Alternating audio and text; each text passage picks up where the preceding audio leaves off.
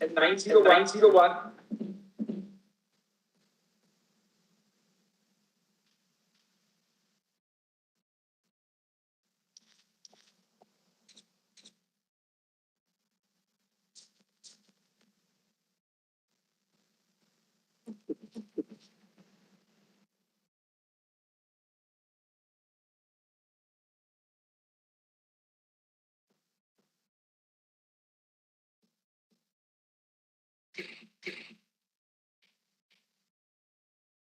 Yes, Mr. Trivedi.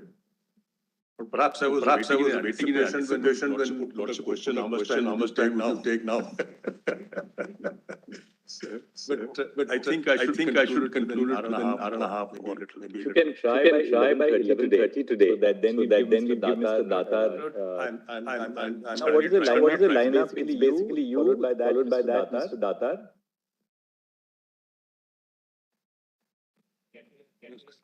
Ten minutes for you. The two major arguments are by Mr. Trivedi and Mr. Datar. By Jaideep Gupta. How long will Mr. Gupta take?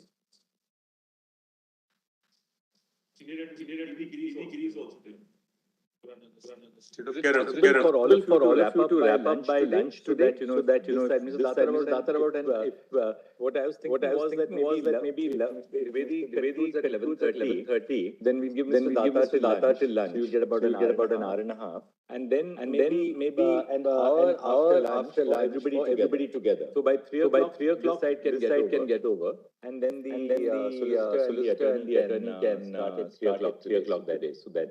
So we'll wrap up by 3 o'clock tomorrow on this side, and then we'll have one rejoinder from all of you. All of you can sit down together and see who will do the rejoinder. One rejoinder for 1 hour tomorrow, and we'll close tomorrow evening. Due respect, I would request Lordship to ask us to combine together that ever happens. Invariably, everyone wants to say his own kind of thing. He has up his sleeve. We are doing the benches. All other CVs we have had one rejoinder, and others may give a small note of a page or something. so that there'll be one rejoinder. And if you feel that anything remains one page note, these are the major points which we wanted to highlight to supplement what Mr. Dwivedi has argued. Rejoinder should be one. Only one key. Concluding tomorrow may perhaps not. There are two reasons.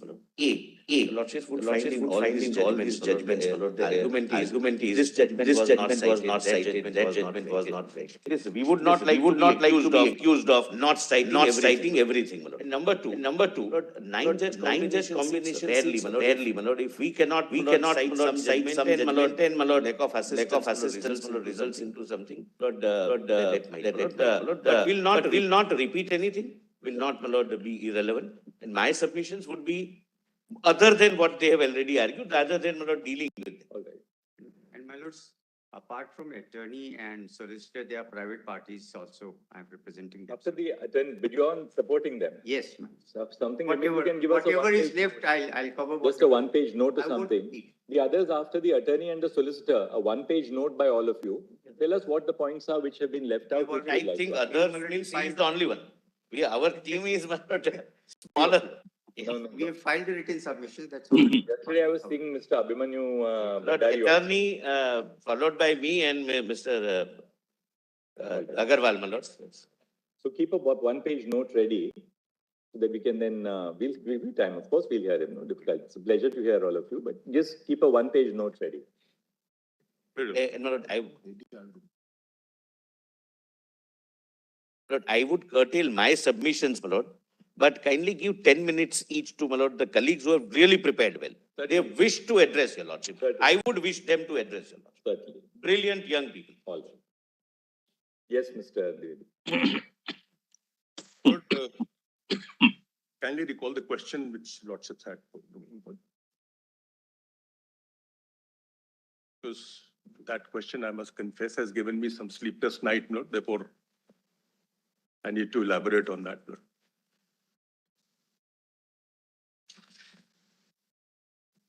Yes. But the question which Lordships had posed was that intoxicating liquor contains various items on which regulations can be made, like manufacture, production, supply, distribution, transport, etc.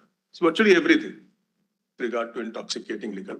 This is irrespective of whether it contains potable liquor or industrial alcohol. Apart from that, then Lordships felt that even NT 52 contains the same thing, and therefore there is a conflict and a clash. Now, if Lordship would kindly have NT 52 again for a moment. Yes. Does it contain the same thing? That's the issue. And is there a clash? That's By the issue. interpretation, it has been held to contain the same thing. No, I'll answer that. No? Is there a clash? That's the question, eventually.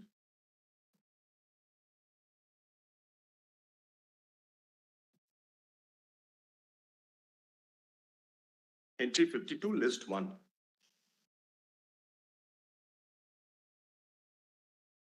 Industries, the control of which by the union is declared by Parliament by law to be expedient in the public interest.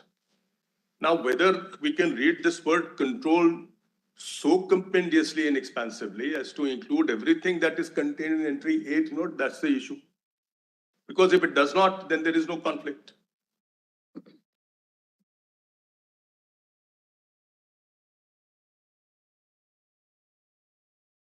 And this will also entail the question, Lord, whether industry here is so expansive as to cover sale, distribution, transport, etc. Trade and commerce. Will it include bird control? That's it, of industry. Now, Lord, when we compare the two entries, entry 8 list 2 and entry 52 list 1, there is a vast difference in the language. That's one aspect Lordship may note. Because lots of things would turn on the word control, whether they include whatever is included in entry 8 or not. That's the question.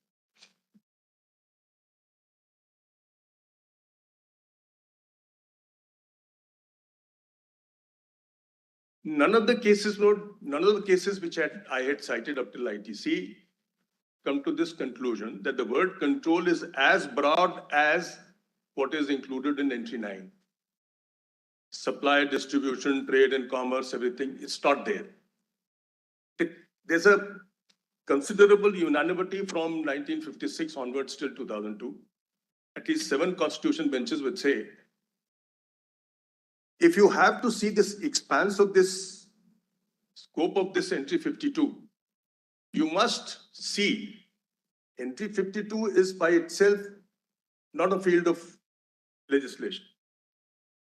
It becomes alive only when a declaration is made with regard to an industry. Then that industry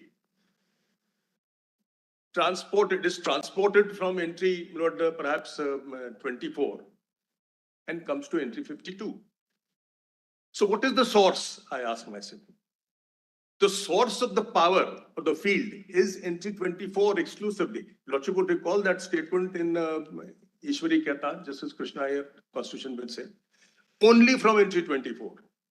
So whatever is dragged out of 24, that comes to 52, nothing more.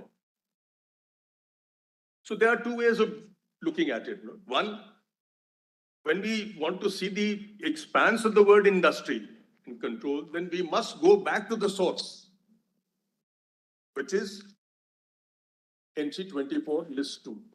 Because whatever is contained therein can possibly come here. Entry 52 cannot drag more than what is there in the well or the source. And entry 24, Lord, has been analyzed in at least half a dozen cases.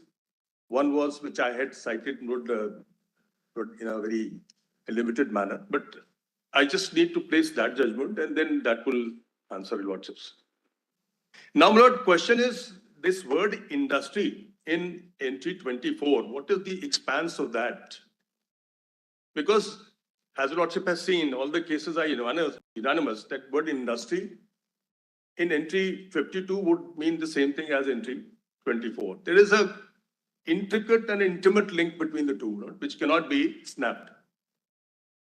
Now, Lord, if word industry here is of limited expanse, then we can't expand the scope of entry 52 beyond industry in 24, entry 24. Now, let us see, Lord, the scope of entry. Tikaramji says that industry industry covers 3 elements. One, yes, widely, raw in a wider way, it covers 3. Raw materials, manufacture or production, Right. and distribution. Right. It says that raw materials would not be comprehended within entry 52. Because they're not part of industry. Then second, they say The manufacture or production would also not be covered unless it is a controlled industry. Once it is a controlled industry, they say manufacture or production will also be covered by entry 52. But they say that even in respect of a controlled industry, distribution of the products goes to entry 33. So in your favor, in case a industry is declared as a controlled industry, the distribution of the product goes to the concurrent list. In the concurrent list, unless there is a legislation by the center which prohibits the states from enacting a law, aspect, not little later. The states are not. That's the B part of my argument. Therefore, for instance, you can certainly levy a fee in relation to distribution is concerned. But the difficulty that is arising with due respect, back in Spain, is because we are trying to trace the word industry in all its expanse on its own. But what the case law from 56 onwards till date indicates is the word industry takes its color and scope and expanse and depth and breadth, whatever it is, not from entry 24. Now let us see what is there at the initial stage, what is there in entry 24 which can be taken over. You know, if you go to Tikaramji again, which was what we read yesterday at volume 5, page 96. No, let me kindly bear this fact in mind. In Tikaramji, the issue was of entry 33, not for the product of notified industry. Tikaramji is different. Tikaramji was a case of entry 33 because there was an entry containing foodstuff over there. And therefore it became it fell within entry 33 list 3. Not because it was product of notified industry. Sugarcane was never regarded as product of notified industry. Your Lordship, may I have entry 33? For a moment. 33, list 3.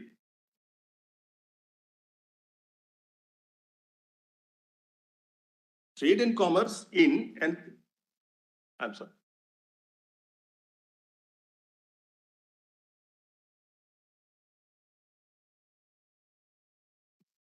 (33A) relates to product of industry notified under IDR. B relates to foodstuff, and sugarcane was traced to foodstuff in Tikaramji. And therefore they said there is an express entry here for foodstuff, therefore it won't go to industry. So Tikaramji is being misunderstood with due respects here, because Tikaramji is not a case of product of notified industry being regulated, but instead raw material of the industry, which is sugarcane.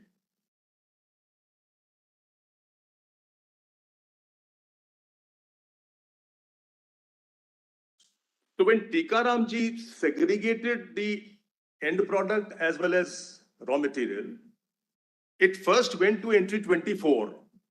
And therefore, what I am submitting with respect is kindly go to entry 24. And then let us carve out what is included in entry 24 in the state list. Because as I said, not source is entry 24. If the source doesn't contain something, then perhaps you can't expand the source by taking it over in entry 52. Now kindly have entry 24.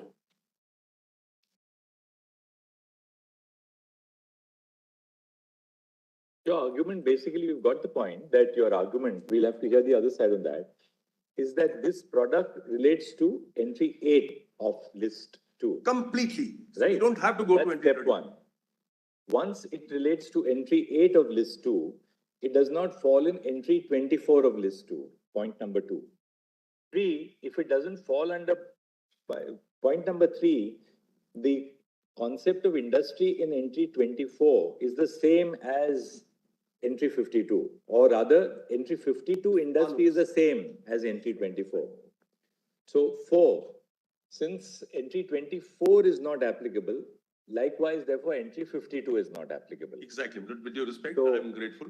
That's what that's really the 5 points which you have made. And if really also- speaking, the whole fulcrum of your submission depends on whether industrial alcohol is an intoxicating liquor within the meaning of entry 8. Exactly. And for that, Because that's the first and foundational argument which you have I'm made. extremely obliged. I had to work whole night on this, but lordships have really taken it. So I'm- these are the 5 steps which you have built your whole argument on. And this would be clear. And you say that industrial alcohol is intoxicating liquor by saying that, well, you must bear in mind the past legislative practice, the provisions of the Government of India Act, entry 31, and how it was interpreted by the courts, Exactly. the 2 British acts, which Balsara said you must look at. And therefore, Balsara says, according to you, that industrial alcohol intoxicating liquor would include liquor fit for human consumption as well as denatured spirit. That was the broad Balsara. Here, your lordship may add 2 more decisions relating to One it. more addition to that. Industries is basically a state subject. State subject. 52 is by way of exception. Now, Lord, here, your lordship may very kindly add 2 more decisions, Lord, relating to denatured spirit and industrial alcohol, which were held to fall in, Lord, intoxicating liquor under entry 8. One is perhaps, Lord, the Southern Pharmaceuticals. Give us those apart from Balsara. Yes. Southern Pharmaceuticals. Southern Pharmaceuticals, PDF page, volume 5. What is the citation? 1981, volume 4, SCC 391.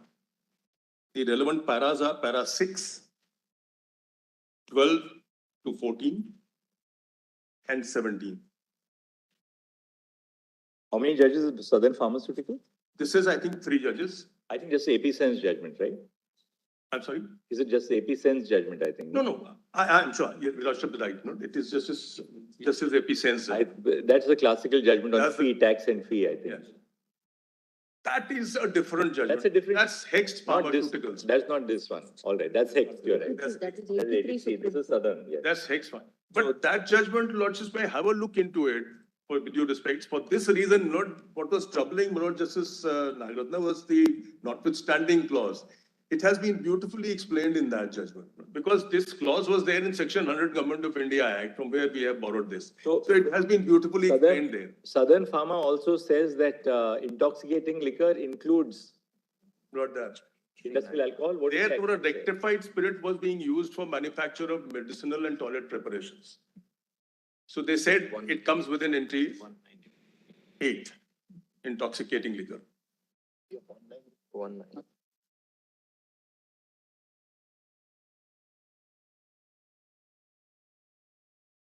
Then the next is perhaps what? Indian mica and mechanite. It's a constitution bench judgment.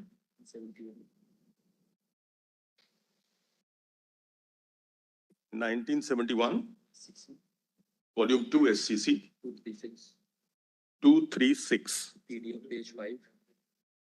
PDF page 5, It's a PDF, page 5, volume 5. page 5, volume 5. The earlier judgment, where do we get it in volume 5? 1985, 18. PDF page 1985. PDF page 1985. And in the second judgment, which is the relevant para? Yes.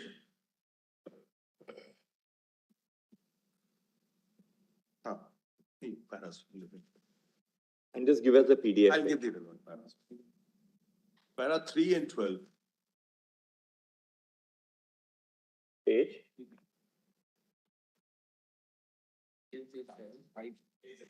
PDF page 7, 5A. volume 5A. 5A. Mark. So these two judgments, Lord, further elaborate on this and accept the contention. Quickly, those two judgments. Let's have a look at those two judgments. Well, Because one is just for CB, so yes. we can see the CB here. Let's first, and then we'll just quickly 1971. glance through the next one. First one was second is 5A. 5 पे है, तो we'll go to page 1985 for a moment.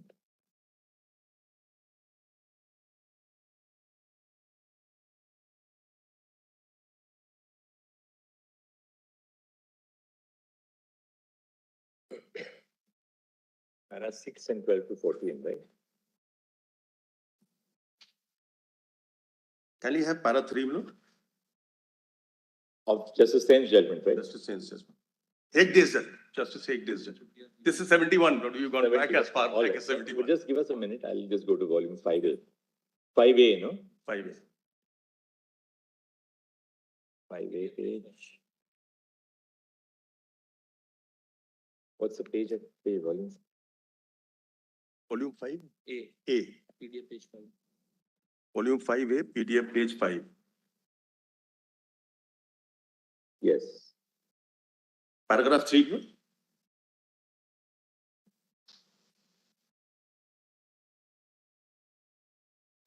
Page 7 of the PDF. Lord. The appellant is a consumer of denatured spirit. It purchased denatured spirit from the wholesalers or the manufacturers for the purposes of manufacturing mechanite. The Bihar and Odisha Excise Act 1915 came into force on January 19 and January 19, 1916. In pursuance of the provisions of that act, the improved rule was framed by the Board of Revenue for levying license fee. The fee for the license to possess denatured spirit in 1919 was only rupees 2 per annum, irrespective of the quantity of the possession of a person.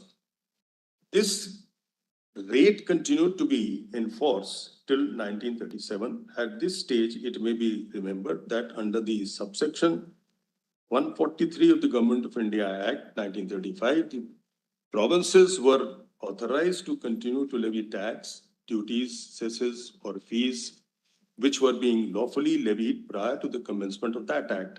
under the 1935 Act, as under our present constitution, the power to levy duties on alcoholic liquor fit for human consumption was allotted to the provincial legislature.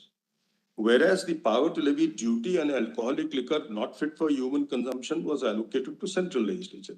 Denatured spirit, though, and alcoholic liquor not fit for human consumption.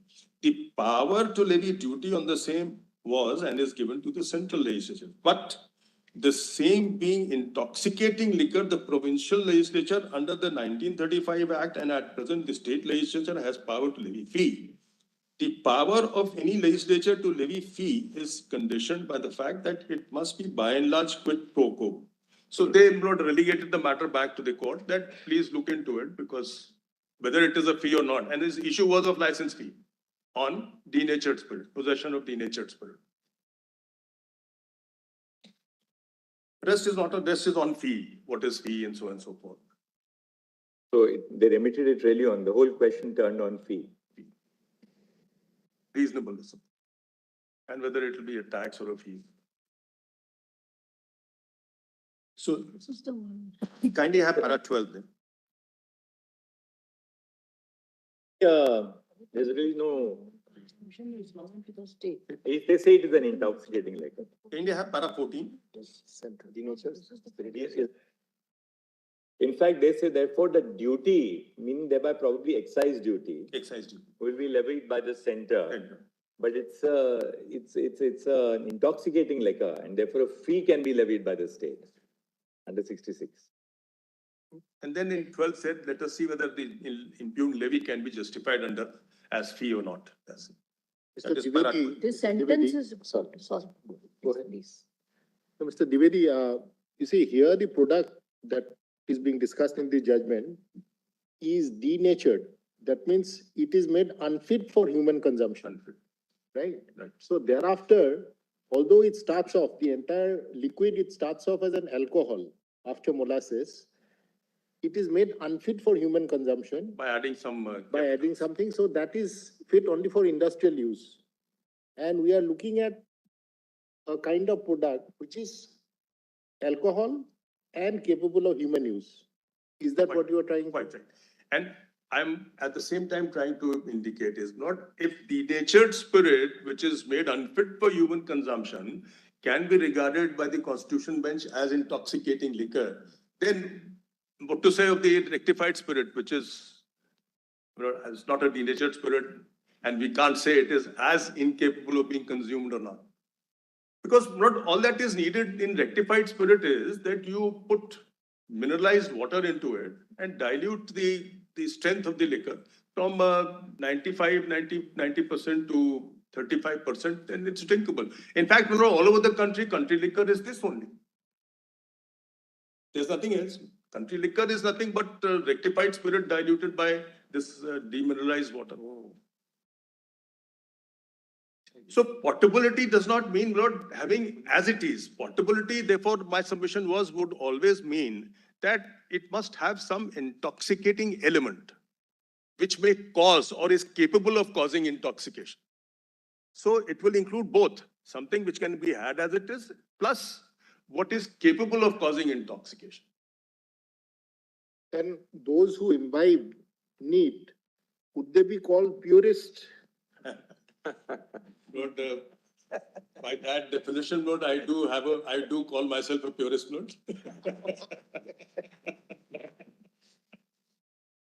Because I prefer single malts, Lord, therefore they can't be had. If to give an example, Lord, that's very interesting. I went to Edinburgh, Lord, that's a mecca of single malt. So I'm a lover of single malt. So I went to a bar. There I wanted to put ice cube into my single malt, which they served me. So the bartender got annoyed. He said, you can't have this. I mean, it's a single malt, you got to have it neat. You can't mix it with water, soda or cube. After all, ice cube is nothing but water. So he got annoyed. That's the first time I came to know a single malt is had like that. And there's a separate glass for it. It's not the normal whiskey glass. That's beside the point. I just took.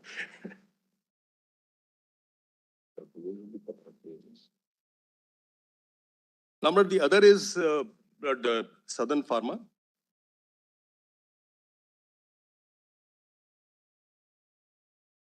In relation to a human being. In relation to, obviously. So therefore it is alcohol fit for human consumption.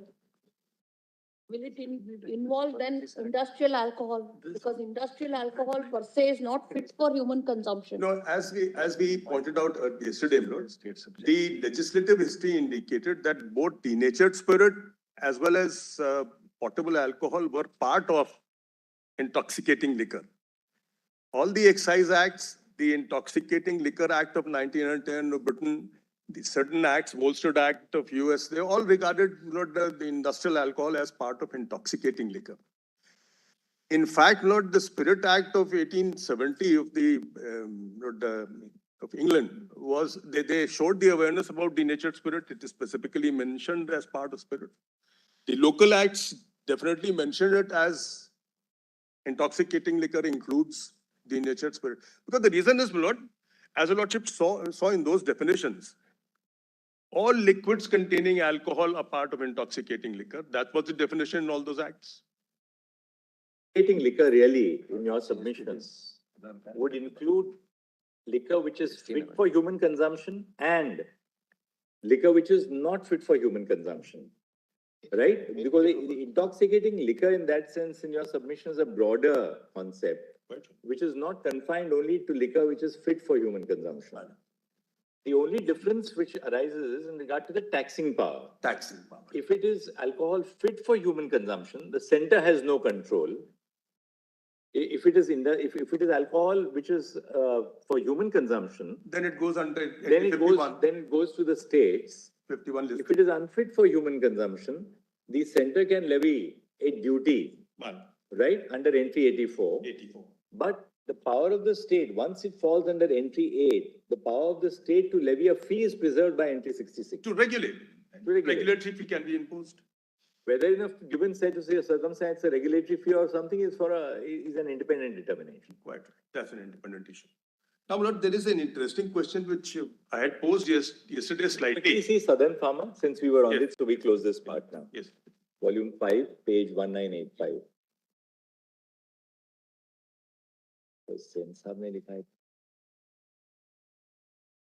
This is a judgment of 3 judges, Lord. Justice AP Sen judgment. And this is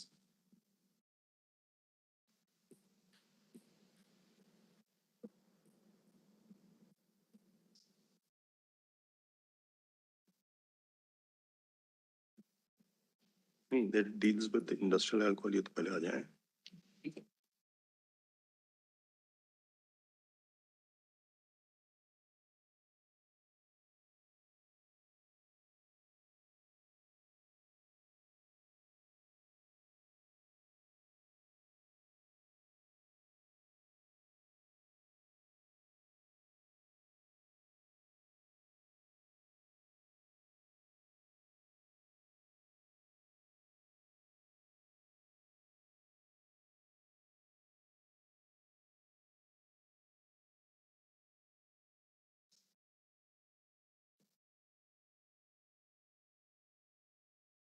Judgment would make more sense if a lordship would.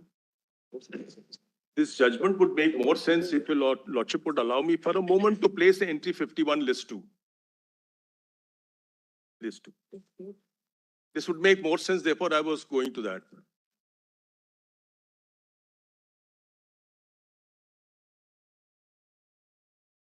Entry 51 says, duties of excise on following goods manufactured or produced in the state and countervailing duties at the same or lower rate on similar goods manufactured or produced elsewhere in India. Now, A is alcoholic liquor for human consumption, which means not what it means is there is an alcohol which is not for human consumption. That's one thing. Now, my apparent question is not if alcoholic liquor for human consumption is regulated under entry 8, where is the alcoholic liquor not for human consumption regulated? There is no entry anywhere. The word industrial alcohol is not used in the Constitution. That point you made yesterday. So it can come under industry as such. Under, No, can that's what come I under would, entry that's- 54 industry. that is answered. Subject to entry. Let's assume at the moment it does. But I'll answer that. Yes. Now, alcoholic liquors for human consumption, there is no parallel entry with regard to alcoholic liquor not for human consumption. In any of the lists, if they were using this phraseology, then it was very convenient for them to have used the same phraseology, more or less, for regulating industrial alcohol, if the framers had that in mind. Then the more important part is, Lord, if your Lordship would see, the excluding part, the last part. But not including medicinal and toilet preparations containing alcohol. Now, this part is excluded from the state jurisdiction only for the purposes of levy of excise duty. Because here also, well, there is no legislative entry in any of the lists regulating the distribution, trade, commerce, etc., and medicinal toilet preparation. But both are in. So it was very convenient to have put a legislative entry in this regard also.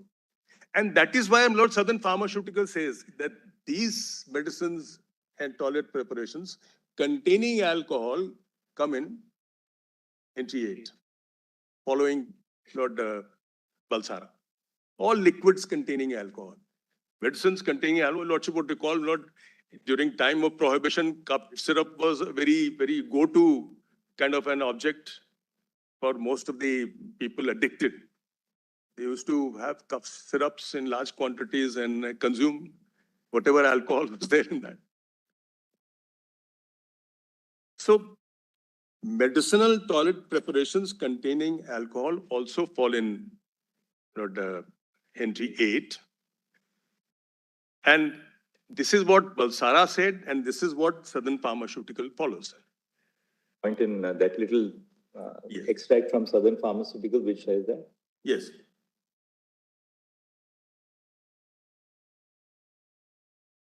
Can you have para 6 more? It's very clear. This is a case where the spirit was being used for manufacture of drugs, medicinal products. And para 4 contains the challenge.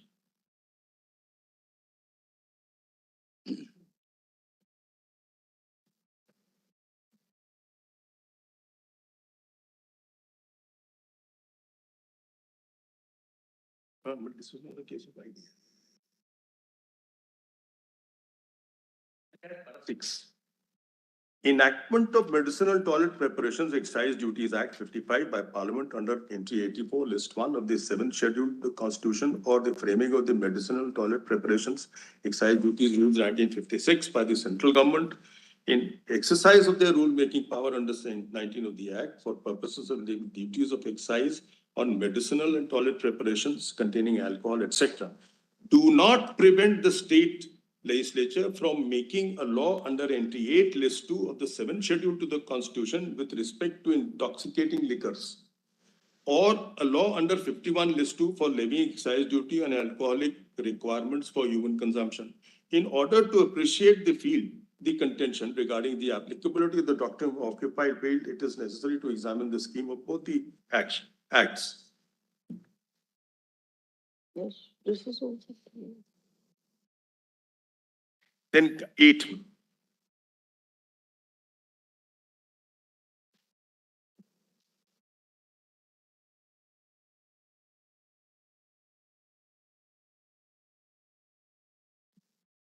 The legislative history of this central act, I'll omit that, but I'm sorry, I will be. Para. Good.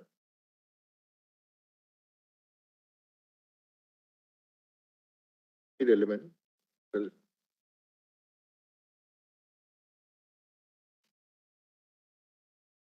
I would pray, Lord, kindly have it from para 12, 13, and 14. It is the charging section which gives the true index to the real character of a tax. The nature of the machinery by which the tax is to be assessed is not of assistance, except insofar as it will throw light on the general character of the tax. The charging section in Section 3 of the Central Act clearly shows that it does not seek to levy a duty of excise on alcoholic liquor for human consumption falling under 51 list 2 of the 7th schedule, but to levy a duty of excise on medicinal and toilet preparations containing alcohol, etc. This is the central rule. Last line, last two lines, but there can be little doubt that the Central Act must in its substance be attributed to entry 84, list 1.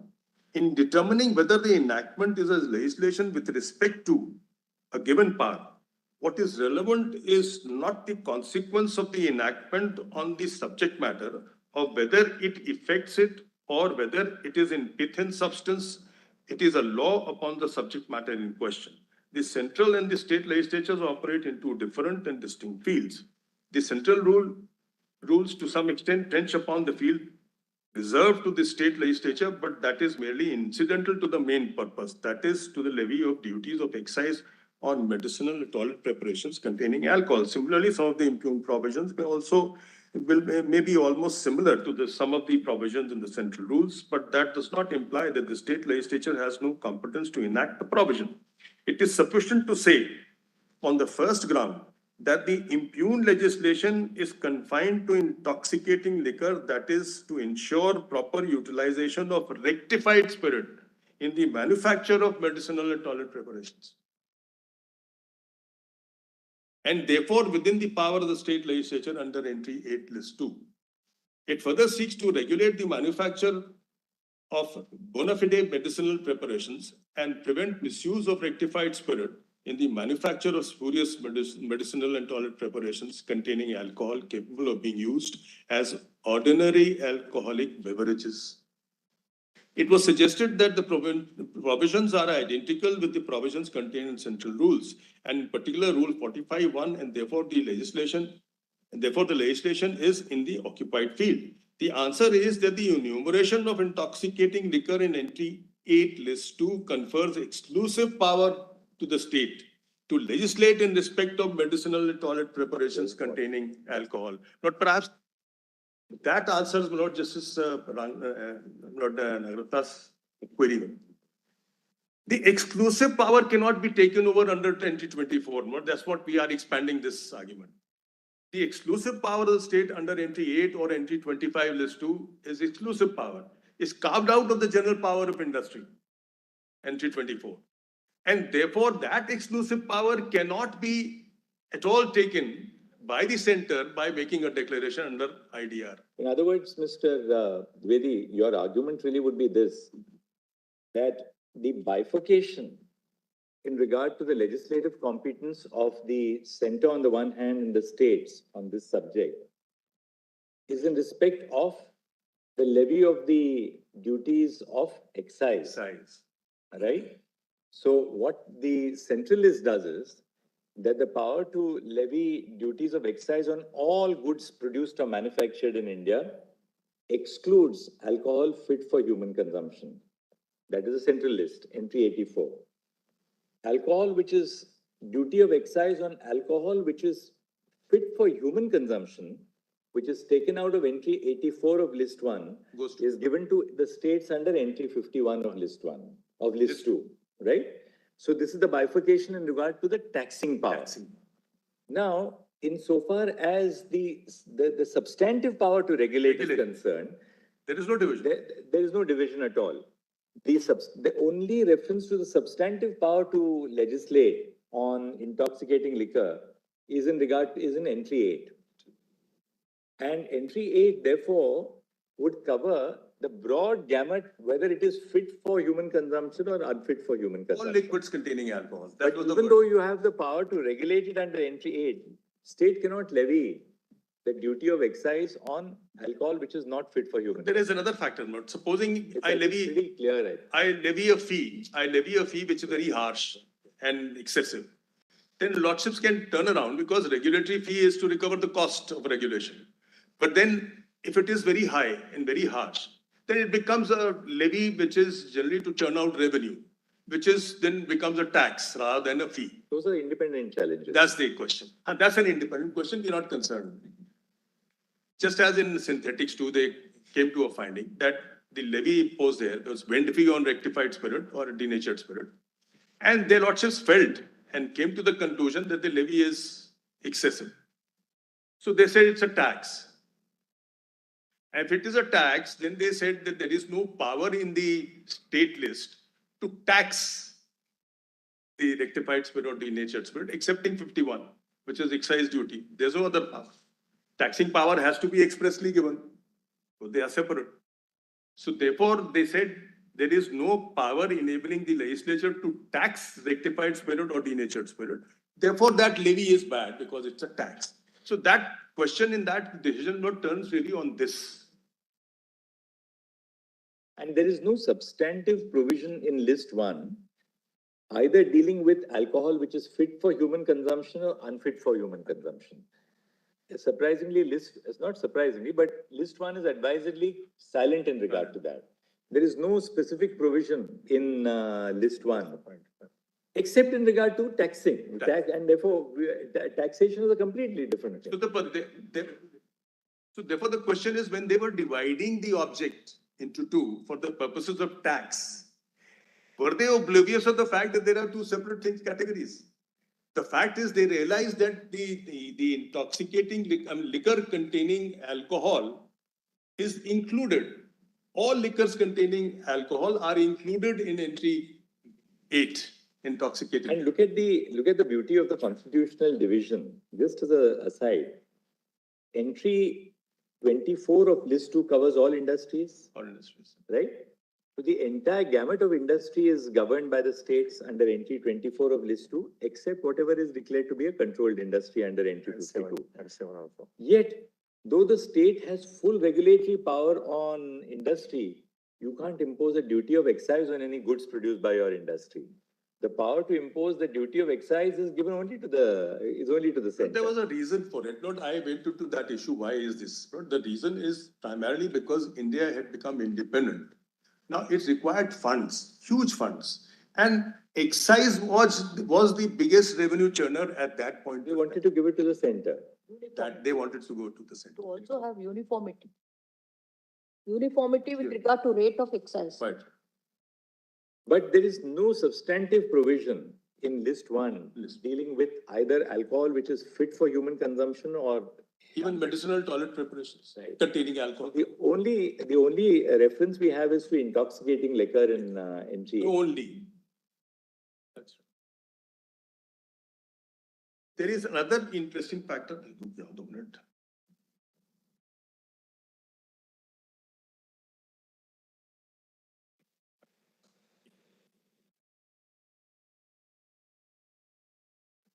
(17) of this southern pharmaceuticals. That's also interesting because they again fall back on Balsara.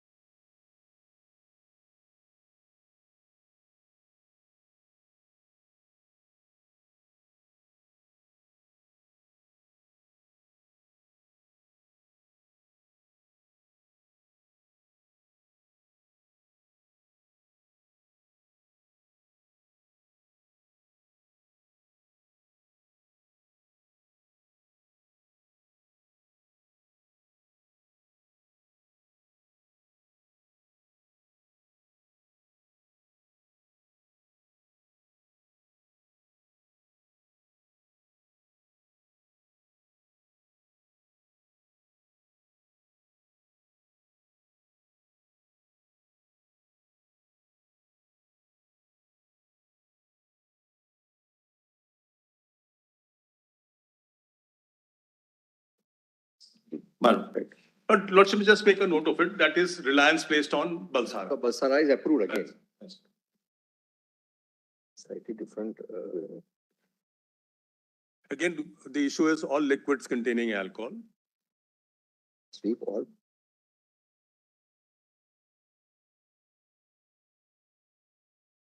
But there is a little more interesting factor which I may bring out to Lordship's appreciation. And that may further clarify the position. Lord, let us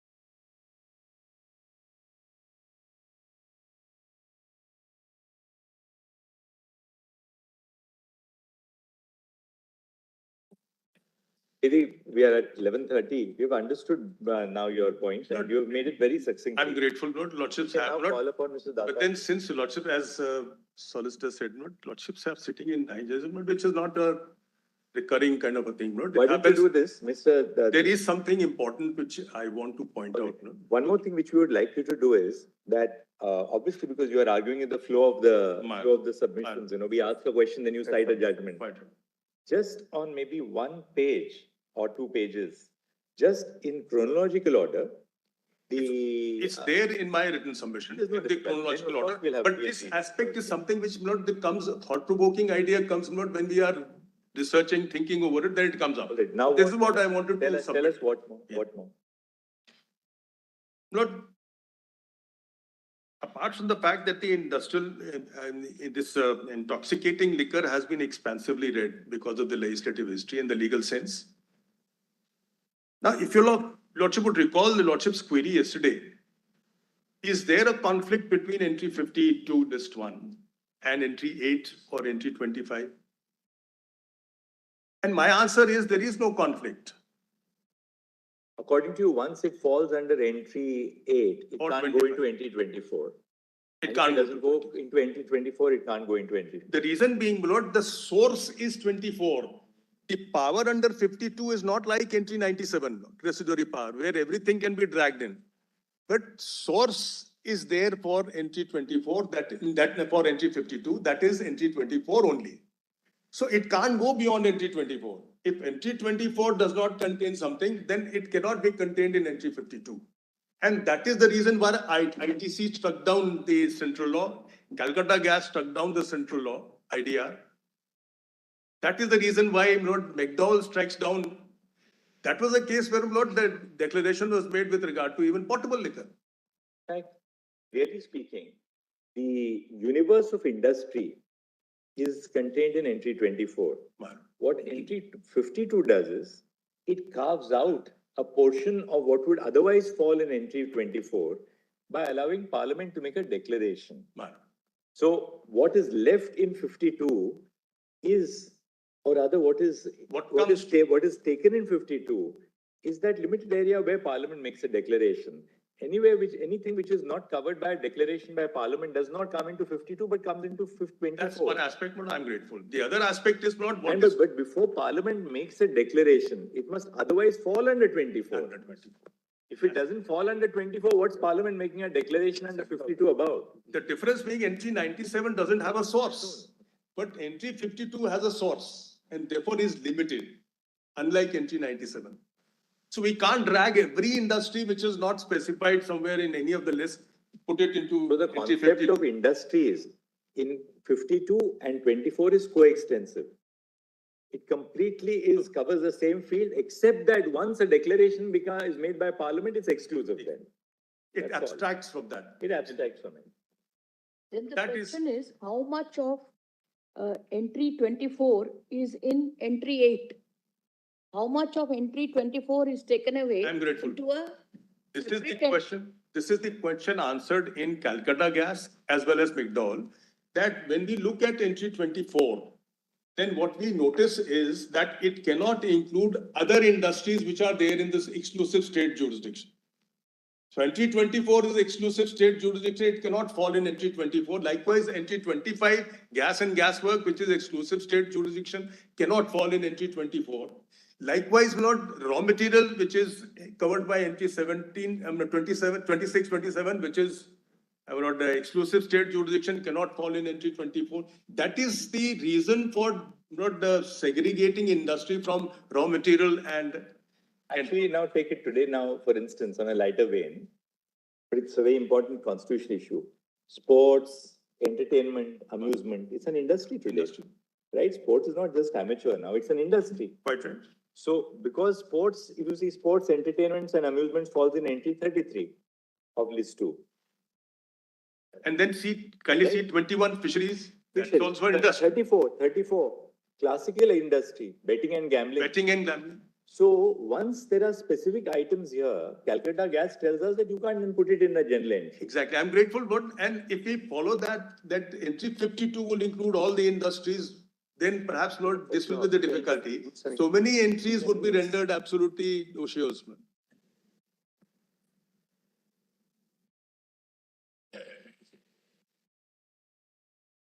But Calcutta Gas and McDowell, the classical cases which answer this confusion. It is true, word industry is wider. But these are the industries that are abstracted out of the general word industry because they are special. So special carves out an exception from the general and therefore they are exclusive. Once lordships have held not it is exclusive in the exclusive state list as an exclusive entry, then it is plenary. Otherwise, the consequence would be, we would be making all these entries, not fisheries, sports, betting and gambling, gas and gas work, intoxicating liquor, subject to entry 52, which in fact it is not. in the context of intoxicating liquor, in that context, or in the context of the world of alcohol, so to say, is there something beyond intoxicating liquor, or is that the most and the highest comprehensive term? That's what I indicated. Lordship saw the legislative history of the local acts, and there's of at least 1915, 1910, 1909 vintage, which definition was borrowed in the Government of India Act 35, intoxicating liquor. So these are the local acts which use the phrase intoxicating liquor, meaning liquor consisting of alcohol, all liquids consisting of alcohol. Now, Mr. Dwivedi, keep your powder dry for the rejoinder, otherwise, But I have to conclude this part, if Lordship would just permit me to, there's a couple of pages left in the written submission, which will conclude. No, I would start from page 25 of my written submissions. No?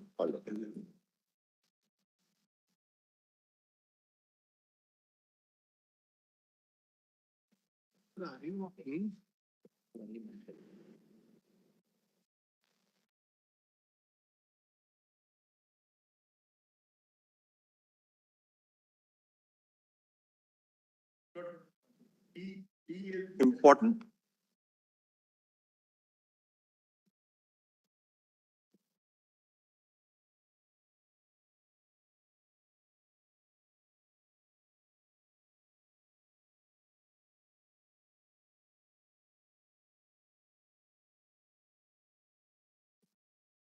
बस वही बचा फिर synthetics पढ़ लें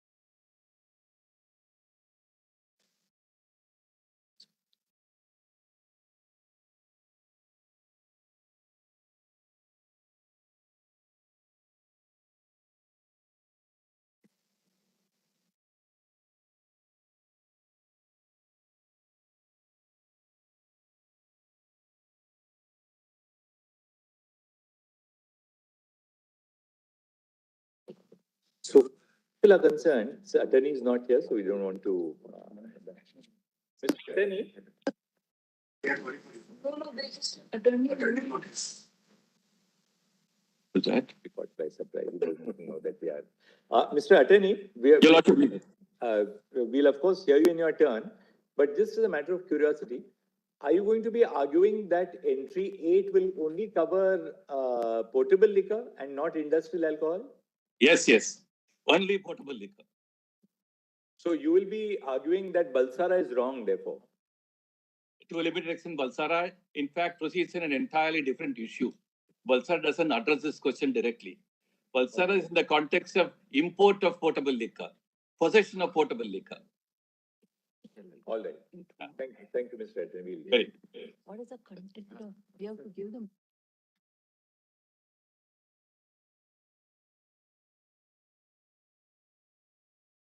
Turns on entry, whether what do we mean by intoxicating liquor? Yes. And but with all due respect, I submit, lordships have always emphasized a general entry using general phraseology must be interpreted in the widest possible manner. And why should we not pay the same respect to this entry? I ask myself. It's also entitled to the same expansive interpretation. It is only to contain intoxication. Let's, anything now, Mr. Vedi, you wanted us Yes, to Lord. see Can you come to page 25? All right. Just Let's only run. 2 pages, Lord. Certainly. Volume 1A. 1A. The states, it's not the page 25. PDF. D, right? D, Lordship, I just have a look at it. Not there, I have compared it with the word intoxicating drinks. And the contention is that if it was only a beverage form, then they would have used the word intoxicating drink instead of intoxicating liquor. So there's a difference.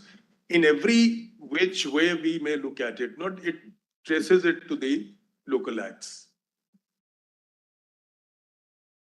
The state's power, B1 then. Yes. This is your alternative argument. Yes. Volume 1A, written submission, page 25. 1A. But because synthetics shut the states off. And through a lethal observation, I would say, most lethal observation, paragraph 84, 85. They said even NT 33 does not give the power because IDR, once it is there, it covers the whole field. So there's nothing left for the state. Which perhaps I'd show is not correct.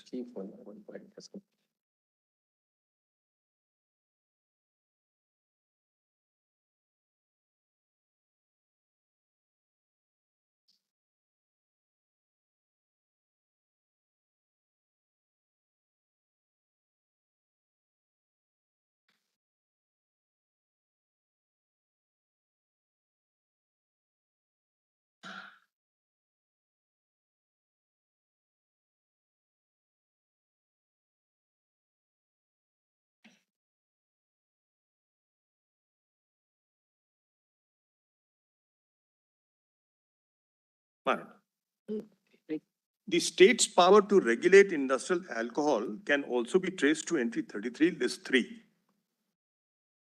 I'm sorry. The state's power to regulate industrial alcohol can also be traced to entry 33, list 3. Entry 52, list 1, as shown above, also includes manufacture and not trade and commerce, supply and distribution of products of notified industry under entry 52, list 1, IDR Act. IDR Act notified fermentation industry. Therefore, manufacturing in such industry would go to entry 52, list 1. But not trade and commerce and supply and distribution, which go to entry 33, list 3. The power of state to regulate industrial alcohol survives. However, it would be subject to Article 254 as the said entry is in concurrent list. IDR Act contains Section 18G, which purports to regulate industrial alcohol only by means of a notified legislative order, which is a control order. Section 18G is only traceable to entry 33 of list 3. The central government has not issued any order to regulate industrial alcohol as per Section 18G. Therefore, there cannot be a case of conflict or occupied field. The field is unoccupied and the state's power to legislate, to regulate industrial alcohol is untrammeled and complete. This position has been made clear in the following decisions. But these decisions, Lordship, may just note two, my Lord, which include all these judgments, and I'll give the paragraphs too. That will solve, my Lord, make your Lordship's task easier. The judgments are, my Lord, Belson versus State of Bihar, 1999, 9 SCC, 620. This is volume 5, PDF page 2069, 69. Now the relevant paras are paragraph 116 to 118, 168 to 171. This is a constitutional bench judgment. What does it hold? It holds not that there has to be a notified order to create a real conflict. If there is no notified order under section 18G, then there is no issue of conflict. Conflict has to be actual and not possible conflict in future. So the IDR Act does not, perhaps by its own presence, and section 18G by its own presence does not take away state's jurisdiction until and unless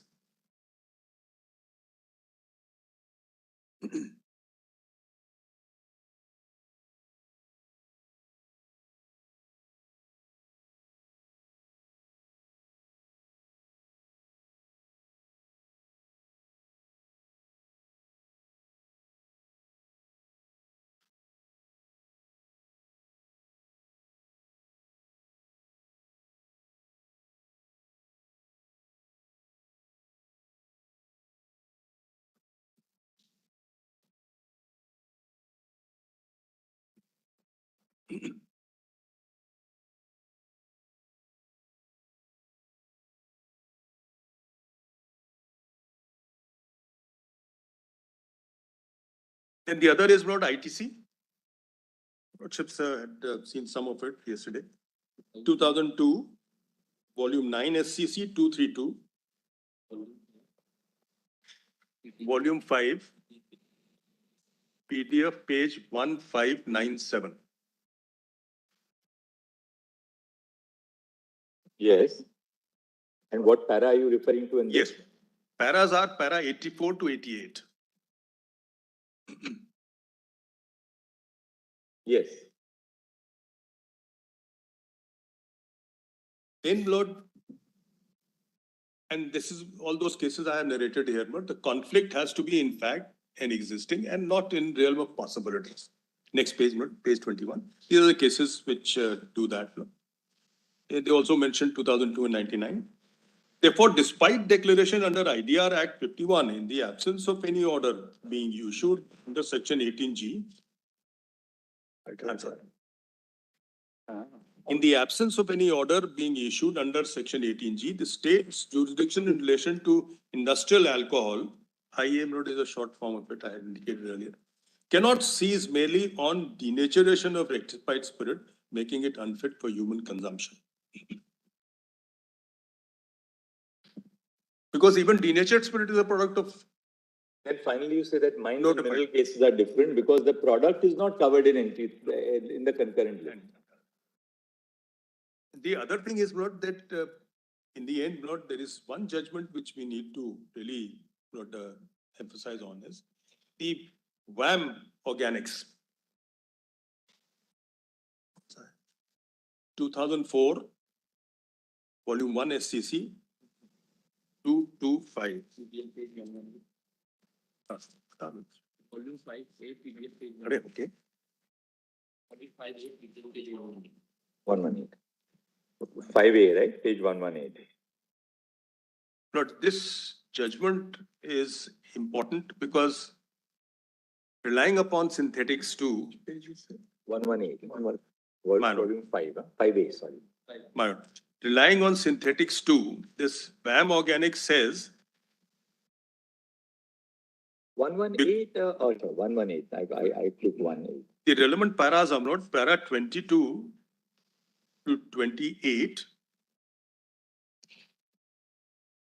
29, 43,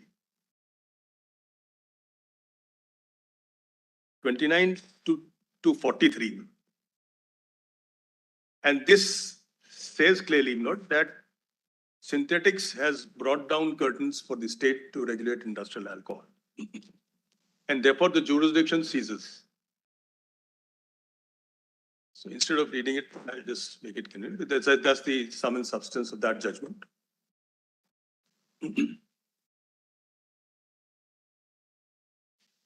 So far as synthetics case is concerned, my friend would be dealing with that judgment, the correctness of it in detail. But there are two things which I want to point out only in this regard, and then I conclude my arguments. Synthetics, not first 67 pages perhaps is the arguments noted. Then in the paragraph 67 and 68, there are two important reasons given for coming to the conclusion that denatured spirit or the rectified spirit is not included in the word intoxicating liquor. And one important reason is that they have adopted ISI standards for the drinkable alcohol, intoxicating drinks. So ISI standard prescribes 42% for whiskey, 30% for vodka and so on and so forth. Therefore, it is a kind of a alcohol which can be consumed as it is in the actual form and not when it mixed with something. So if it is mixed with something, then industrial alcohol will remain industrial alcohol. But if it can be had as it is, then the word intoxicating liquor is confined to that. That's one aspect which is really damaging. The other aspect is, and there is no reason given over here, no rationality. They all of a sudden rely upon, they ignore the lordships have ignored I'll say with respect, the legislative history, the meaning of the term intoxicating liquor, which would have come to entry 31, list 2 of the Government of India Act. They have completely ignored that. They haven't gone into the legislative history, legislative sense, but they say popular sense. Let them, we'll come back to it. But the second is even more damaging. It says the judges were not aware of the use of industrial alcohol at that point of time when Balsara was there. That's the logic given. And therefore they included it in intoxicating liquor. But somehow the other I felt not. Well, we'll see. They'll be relying heavily on it. Well, I'm extremely grateful for the kind consideration. Argument for intoxicated. Now at least I can have my neat. Not in the afternoon, that's not.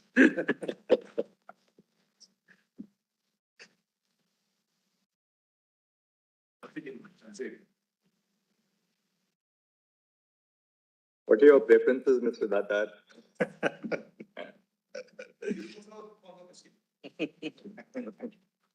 If I made a colorful chart also to show how it is made. Now, since I've got an hour and a little bit to go, basically we have to decide whether synthetics of 1990 deserves to be overruled. And we have to answer those 6 questions which are raised in the referral order. Fortunately for us, the Law Commission went into this aspect in 1998. And they said that synthetics has created a lot of confusion, exact word they use. And they recommend that the IDR Act be amended and entry 26 be changed. That was done with retrospective effect from 1953 or 56. So the amendment to the IDR Act completely changes the complexion of the whole situation. So first submission is correctness of synthetics, then the Law Commission report and the amendment, that's the second one. Thirdly, I will just supplement on entry 8, the importance of entry 8, and the question of what is the interplay of Article 246, 246.3, and one should not forget 254.1, not 254.2, 254.1.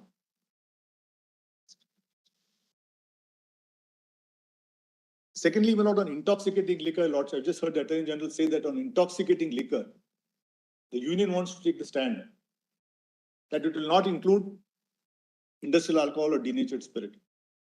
In synthetics and chemicals, they expressly took the stand that the word intoxicating liquor includes both.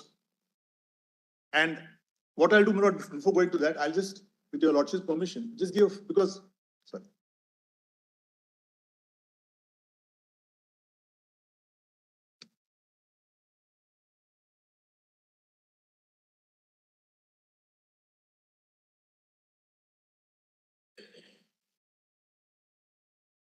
And they expressly say Balsara should not be reversed after 38 years. That's the stand they took in synthetics.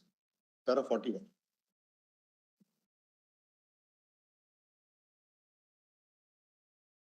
So, my lord, in case they choose to argue, I may be in reply relying on an article on executive estoppel as to how the executive cannot change its stand. Once it has taken a position, is an executive estoppel, provided that will be in the reply, not now. There's a wonderful article by Francis Bennion in Public Law on the nature of executive estoppel, and he discusses Pepper versus Hart and so on. Now, my lord, before lordship, with the lordship's kind permission, I'll just give a brief idea, because before we understand the legal aspect, we'll have to understand how the industry works. Unless we know how the actual industry works and what is industry, just 5 minutes brief introduction. Yes, Mr. My lord, if a lordship just sees my written submission, Where are you written submission? 1E, and please come to page 12.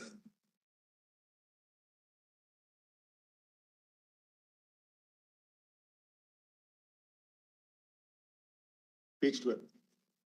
PDF 30.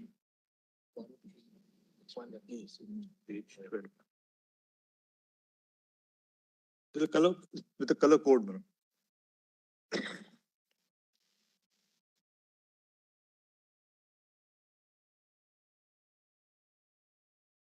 Lordship has got it. All your lordships have got it. I'll just wait. Now, while it is being searched, as your lordship rightly put it, the universe of regulation is entirely with the states. The split takes place at the time of removal, as Justice Jeevan Reddy notes in the Law Commission. When you split, if you're going for industrial, you pay excise duty. If you're going for IMFL, you pay state excise duty.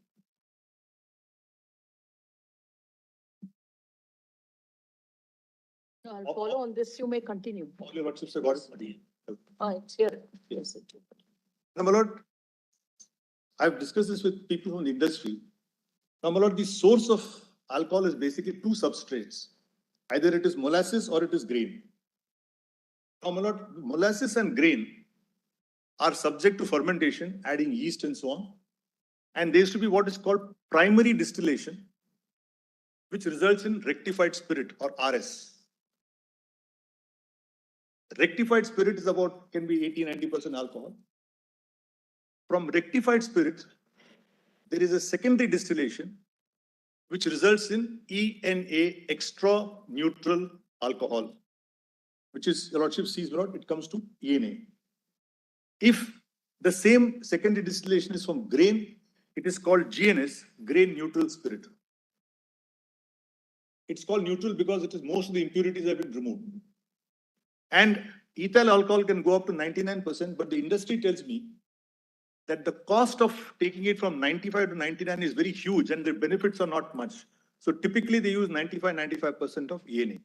So if I start a distillery and I get a state license, I will either get my substrate from molasses or from grain. I will make rectified spirit. And now I'm told in the modern days with technology, you go straight from substrate to ENA. You bypass the rectified spirit stage, you straight away go to ENA. And I'm also told that except Maharashtra and one more state, all country liquor is based on dilution of ENA or grain neutral spirit. So in UP, for whom I appear, the country liquor has got 26% potency. That's how, and so one brand is 26%, one brand is 32% in UP. So ENA is diluted to that. Now please see the chart, Mala. So a distillery. Your chart doesn't have rectified spirit in it. No, actually, between molasses and ENA, it should be rectified spirit. This is the modern technology. I'm told that in most cases now they go straight to ENA. Oh, I see. So if a lordship doesn't mind, between molasses and this, if a lordship can add rectified spirit. Now, my lord, once I get extra neutral alcohol, 90-95% of the output goes to manufacture of liquor, IMFL or country liquor. a smaller percentage can be used in various industries, paints, varnishes, perfumes, and so on. Now, when I get a license to make extra neutral alcohol. If I want to clear a percentage for industrial purposes, I must file form DS1, DS2. Lordship, ignore the procedure, I have to file DS1, DS2. A state excise officer will be present in my premises. In his presence, the portion of the alcohol I want to sell for industrial purposes will be denatured. Once it is denatured and it is removed to a paint manufacturer or a perfume manufacturer or somebody else, it will suffer a central excise duty and be cleared. But even at the stage of denaturation, I have to pay denaturing fee. And there are 3 categories of denaturants which are given. Now, somebody asked, can you make denatured spirit and drink it? I discussed the matter. It depends on the nature of the denaturant. There are different types of denaturants. If the denaturant is methyl alcohol, or it is just one molecule less, ethyl is C2H5OH, ethyl alcohol is CH3OH, just one carbon less, 2 hydrogen less. But methyl alcohol results in blindness, definitely, and death beyond a point. So the Lordship sees these huge tragedies, illicit liquor tragedies we get in the press now and then. That is because the bootlegger or the illicit manufacturer, he does not know what is the denaturant. He gets somewhere from some illegal sources, he gets that, he dilutes it, sells it.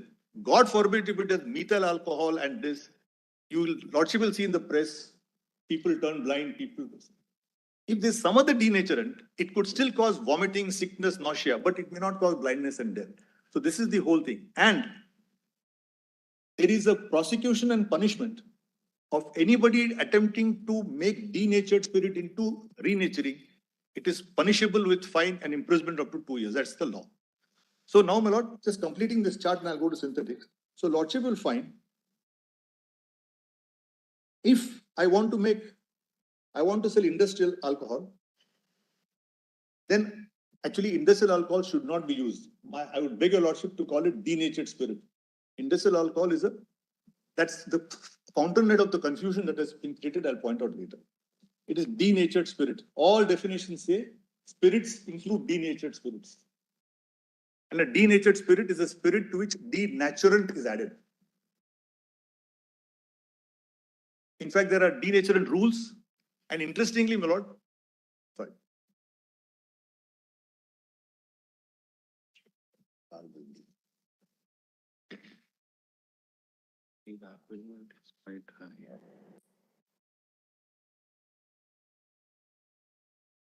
Interestingly, my lord, suppose I import extra neutral alcohol. The duty is 150%. Once it is denatured, there's a denature process at the port itself, you can get it denatured. Then the duty is 5%, now it has become 0%. So denatured goes for industrial purposes, they kept the duty at 5. When it is meant for ENA to be cleared for making, say, for example, many ENAs are brought here, then they are blended in India and they are again sold. So they suffer duty at 150. So I'll show your Lordship customs also. And to show your Lordship that intoxicating liquor means everything. What happens is, because if Lordship sees this entire universe is entry 8. Right. When it's going out, it is entry 84 of list 1 or entry 51 of list 2. Now Lordship sees, if I go to IMFL, Lordship will kindly see what is added in whiskey, what is added in rum, brandy, gin, vodka, nothing is added. These are the categories. But beer is a separate entry. Beer, the level is about 8%. Wine is about 18%. Now, Lordship will just note, just for completing, in India, you cannot sell by law liquor containing more than 50% strength of alcohol. It's banned. But there are certain brands which are sold, which have got a higher content, but they're only for export. But I've got photographs. I didn't want to make it more colorful. I got photographs where there are Polish vodkas which are 92% strength. I don't know how, why they will be adding 1 liter of water to that and how they're drinking. But I've got photographs of alcohol, 60-70% is very common. So this is the strength. Now, my lord, so this is the entire structure of the industry. Maybe extreme cold in Siberia. Yeah. Now, my lord, so my humble submission is, when we understand intoxicating liquor, what the state does is, it can regulate both liquor meant for human consumption called potable alcohol. It can also regulate denatured spirit because denaturing takes place within that premises itself. Now, I would humbly submit that synthetics and chemicals, this is my second argument now. Synthetics and chemicals is liable to be overruled by your lordship because the fundamental flaw is that their lordships mix up industrial alcohol and rectified spirit to be synonymous. They say industrial alcohol is rectified spirit. In one more place, they say industrial alcohol is ethyl alcohol. So they fail to note the distinction between rectified spirit or ethyl alcohol, which per se is for human consumption.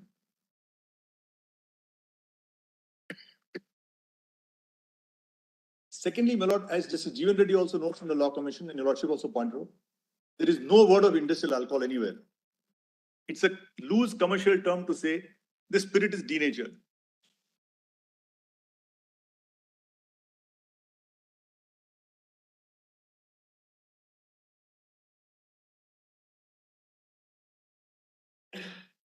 The second error, my lord, which synthetics and chemicals makes,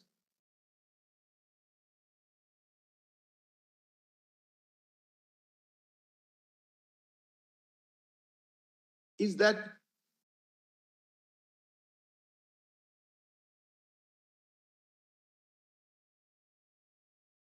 they read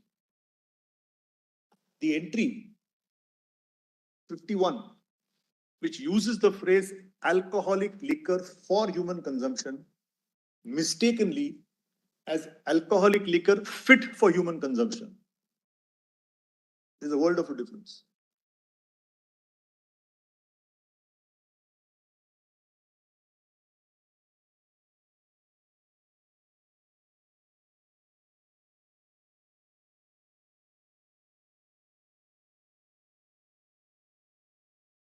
But the third error, which has been another Supreme Court judgment said is per incurium.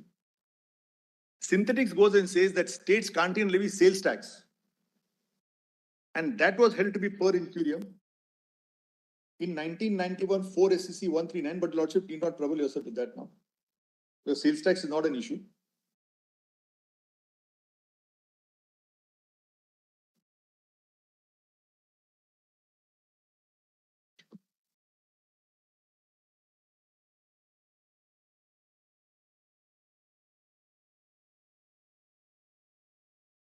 No, I can give a full note if lordship doesn't, to save time around, I can give a note also.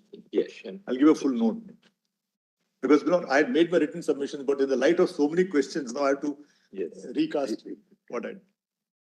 But the other fourth error, which is an inconsistency. In the earlier part, they say states have nothing to do with alcohol. But in the later part, they say, yes, you can levy regulatory fee. Now you can't have both ways. So, my lord, I'll straight away go to the paragraphs of synthetics, and then I'll make my submissions on entry 33, IDR Act. Yes, I am.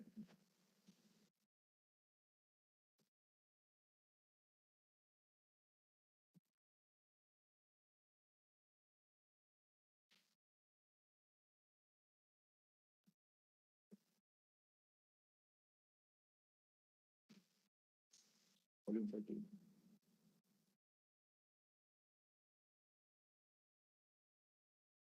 Lord, I'll just read 4-5 paragraphs of synthetics. Then I'll go to the most important amendment, which completely changes the situation. Lordship will kindly come to first para 41 of synthetics and chemicals. It's volume 5, PDF para 37. This is to say that union has taken a stand. Just one thing. Volume 5, page. Volume 5, PDF page 37.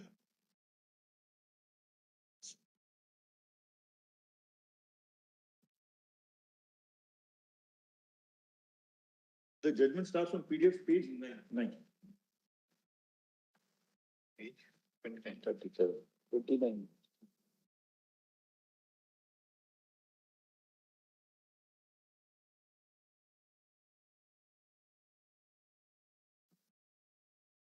I read para 41. Lord.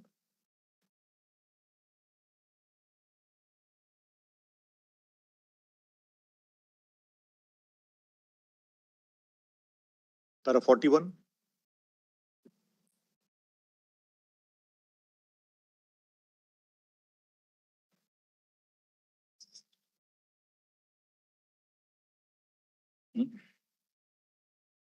Which one?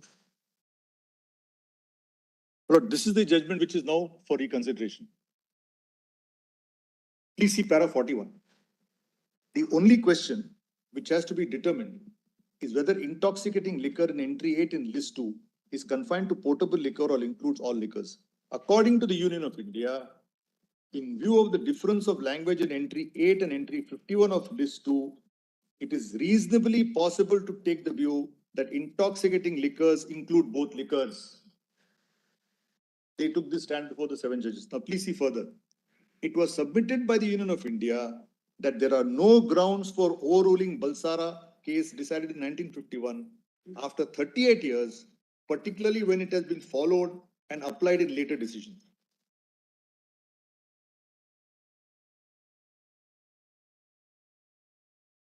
But the judgment then later goes to say Balsara is wrongly decided.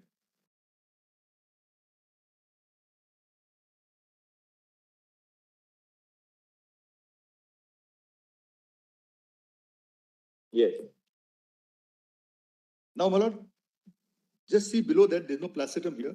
Lordship will see it was submitted in India Mica and Micanite case, where Lordship saw, my lord, they held India Mica. They said the word intoxicating liquor will include denatured spirit, but they said you only can levy fee.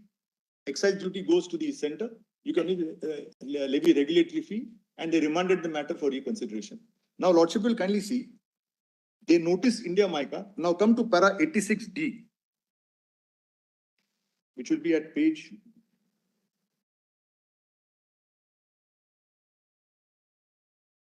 PDF page 58.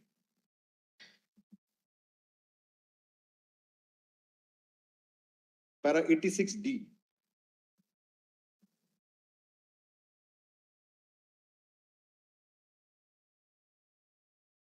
However, in case state is rendering any service as distinct from its claim of so-called grant of privilege, it may charge fees based on quid pro quo. See in this connection observations of India Mica. And Lordship will kindly see, para 86, the position with regard to control of alcohol industry has undergone material significant change. After the amendment, the state is left with the following powers in respect of alcohol. Now, what alcohol are we meaning? So, my humble submission is, the union has taken a categorical stand that entry 8 includes both. Balsara was right, and this 7-judge bench notices India Mica, but says that yes, part of it is correct. Now, what are the errors in the judgment, Lord? I'll just point out the errors. Now, please come to para 74.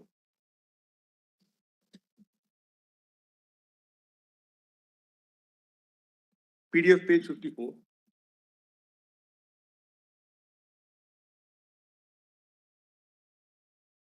Para 74. May I read? Have all your lordships got it? Para 74. Yeah. My Lord Justice Masi has got it, my Lord. Para 74. Para 74. It's there in the display. It has to be borne in mind that by common standards, now this is the, if I may say so, the main error which completely, by common standards, ethyl alcohol, which is 95%, is an industrial alcohol and is not fit for human consumption. The petitioners and appellants are manufacturing ethyl alcohol, also known as rectified spirit, which is an industrial alcohol. I would humbly request your lordship to hold that this observation is incorrect. Observation that Rectified spirit or ethyl alcohol, after undergoing denaturation, then becomes industrial alcohol. This is an anterior stage. It has to be denatured under the denatured rules on payment or denaturing fees, and then becomes industrial alcohol or technically industrial spirit.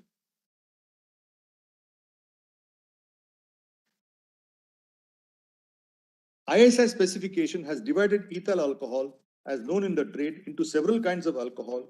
Beverage and industrial alcohols are clearly and differently treated. Rectified spirit for industrial purposes is defined as spirit purified by distillation, having a strength not less than 95% volume. Again, this is wrong. Rectified spirit per se has no purpose. Rectified spirit, after denaturation, becomes unfit for human consumption. That's all.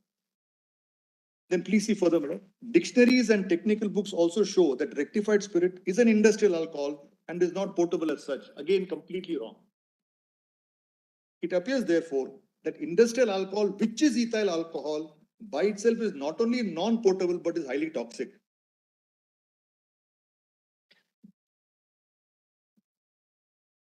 If these passages are overruled, then the entire law gets into place. And I'll show your lordship that this is not just my argument. Kindly see how it is classified in Customs Act, for example. How they split it. Take the custom.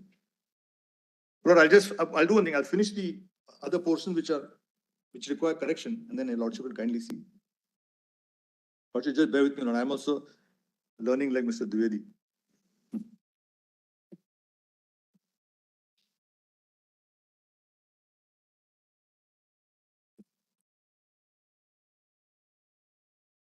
Come to para 52, madam.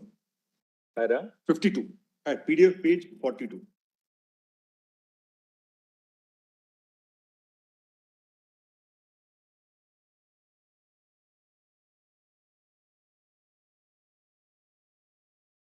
May I read me?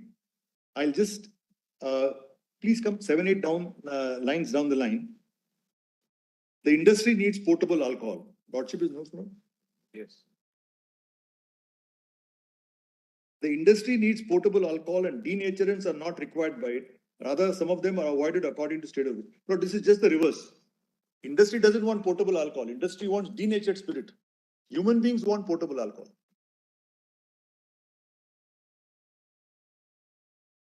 Then please see further. The industry needs potable alcohol and the denaturants are not required by it. Rather, some of them are avoided according to the state of UP. In particular industry, they hamper the manufacture of final product. Denatured spirit or industrial alcohol is basically potable alcohol.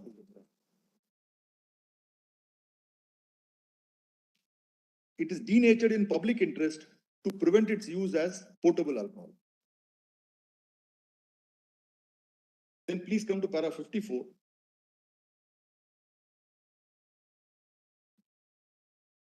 Next page.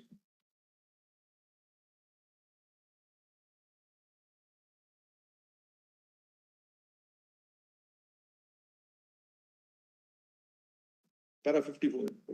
We have no doubt that the framers of the Constitution, when they use the expression alcoholic liquor for human consumption, they meant at that time, and still, the expression means that liquor which, as it is consumable in the sense capable of being taken by human beings as such as beverage for drinks, which is not correct.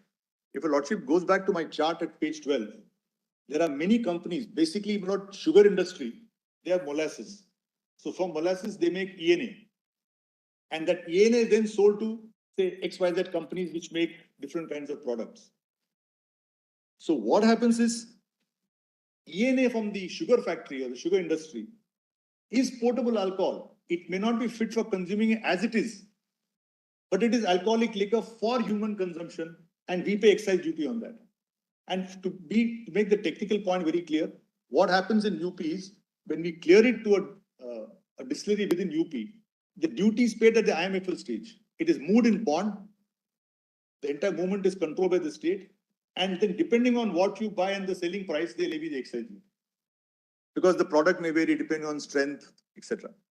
So this statement that alcoholic liquor for human consumption, my humble request is, please do not add the verb fit for human consumption in that place. Alcoholic liquor for human consumption means alcoholic liquor which is capable of being used for human consumption. And Lordship knows Anwar Khan's case 11 STC, they say consumption, Article 286 before the amendment. It said consumption. Anwar Khan said there is consumptions and final consumption. So even at the earlier consumption also it's all right. So consumption by itself does not mean final consumption. Even at the earlier stage is good enough. So my next request is subject to your Lordship's approval. Alcoholic liquor for human consumption means if the alcoholic liquor is capable of being used for human consumption, it will come under entry 51 of list 2. If it is denatured, it will come under entry 84 of this one. And I was told that when I apply for the license to the state, I don't say how much denatured I'll make, how much this I'll make. It's my choice. It's a demand and supply. Suppose tomorrow there's a, like say for example, prohibition is imposed in Bihar. I don't know what's the situation. Automatically IMFL demand will go down. It'll have to be more used for industry because there's no, unless it is exported from that state. So the factory which gets the license or the sugar company which gets the license will pay the duty depending on how much they clear. Today they may clear 100 tons, etc. So this is the law. So this also in my humble submission, para 54 is wrong. So my request is para 74, para 52, which mix up between ethyl alcohol, rectified spirit and treat them as industrial alcohol deserves to be overruled. The statement in para 74 that what alcoholic liquor which is contemplated in entry 51 and entry 84 is as it is. My humble submission is Article 47 use the word intoxicating drinks. That may be something which is ready to use, but not here. Then, my lord, the other error which requires to be reversed, please come to para 85. Yeah, 85. Yes, para 85, page 57.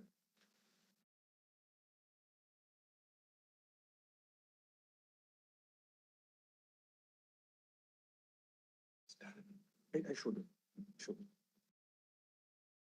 Para 85, madam. Page, sorry, 57. Para 85.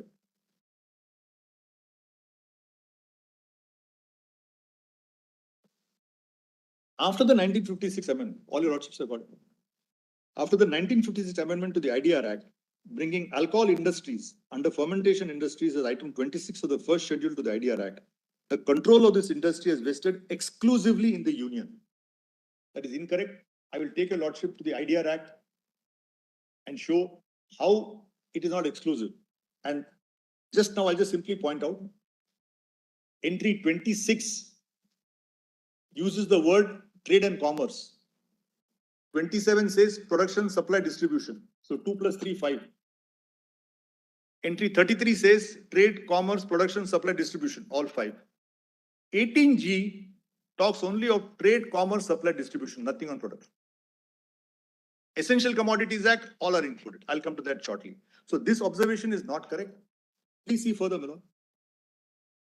Thereafter, licenses to manufacture both potable, non-potable alcohol is vested in central government. It's absolutely incorrect. All of us know that licenses to manufacture liquor, it is entirely a state subject.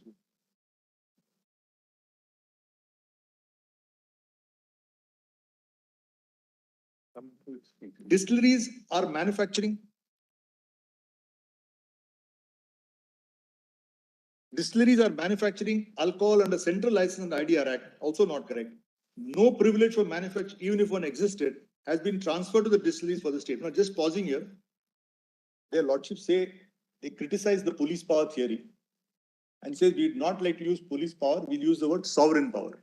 My humble submission is that's a separate controversy whether police power is there or not there. So when the lordship writes a judgment, I would request that that can be kept open subject to my lord's approval, because nobody's arguing on is there a police power. There is a sovereign power. Let's go by that. Because just to clarify, my lord, this aspect of police power came with the 18th Amendment to the US Constitution.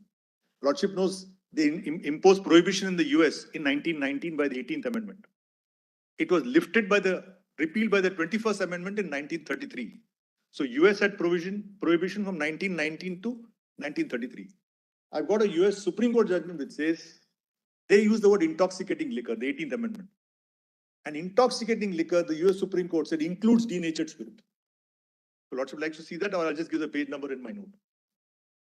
So to say that, Lord, privilege is not there, I don't quarrel with that for the time being. Since it's a 9-judge bench, if a lordship is supposed going to approve or overrule, that police power may be left open is my request. Now kindly see further. The state cannot itself manufacture industrial alcohol without the permission of the central government. Sorry, no. I don't need central government permission. I will make ENA. If I clear ENA for after denaturant, I will pay the appropriate duty.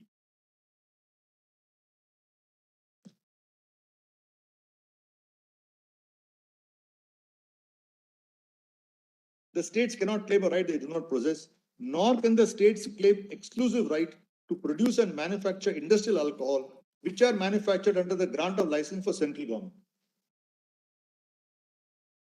But I could be wrong, but what research I did was there is no industrial licensing for any industrial alcohol. Only one thing I am told now, this popularity of ethanol being used as additive to fuel. So there are plants which are being only denatured. I mean, they don't make potable. They make complete ethanol based on a formula, which is then added to petrol or so and so, so and so. That's a different aspect. But to say that industrial alcohol is manufactured under grant of license is technically incorrect, because industrial alcohol is never manufactured. What is manufactured is ENA. ENA is adulterated or denatured. It remains an alcohol, but it's an alcohol which can't be used by human beings. So there is no question of manufacturing industrial alcohol. You manufacture only ENA. Then there's a fork in the road. The license is obtained to manufacture one basic item, ENA, and then you convert it subject to demand. Yes. And depending upon that, whatever the implications of regulations, etc. As Malad Chief Justice said, then the tax part comes in. Tax part comes in. Yes. Could be central excise or it could be state. Yes. But then this is something very straightforward confusion. I am just wondering, these 7 judges, they had no polished roots. You said they drink very potent liquor in Poland. Because they, I think, were influenced by, 97% alcohol and heady argument. Or perhaps the lawyer didn't consume enough.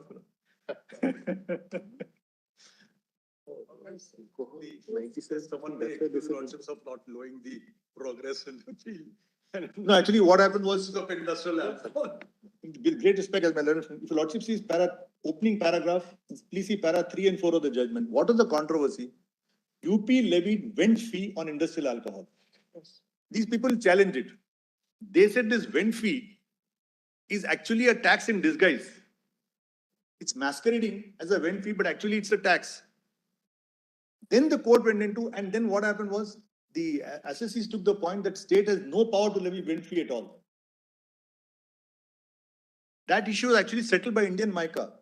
What they say is you can levy regulatory fees, but if they are disproportionate, if they're high, then they'll be subject to challenge as arbitrary, excessive, or then what happens? You misusing the power of fee to actually levy a tax, that can't be done. That's again settled.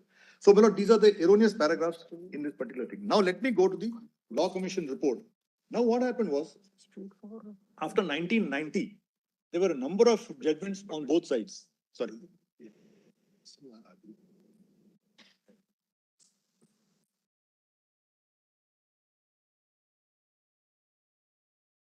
We are both for UP. So we are basing our power to levy fees on the sovereign power on this constitutional provision. We are not claiming privilege and so on, which is a different subject altogether. Yes, I.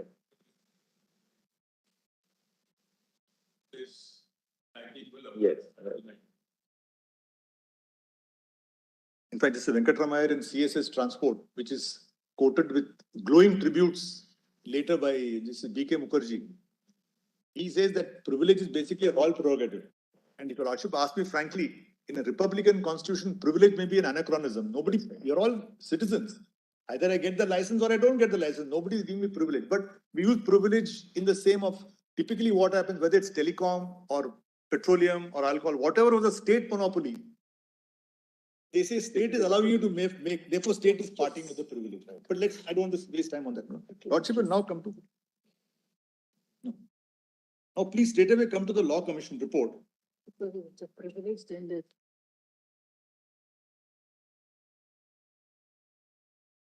Which volume? Yes, which is volume 4, 4A, page 559.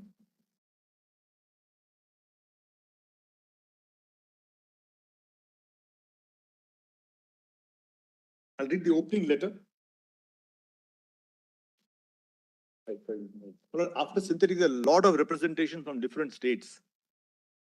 Because synthetic said that. Sorry.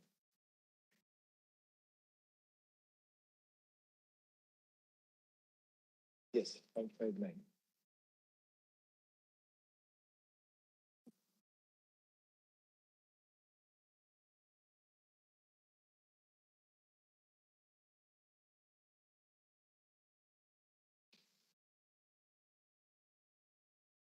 Lordship got miss page 560, the covering letter.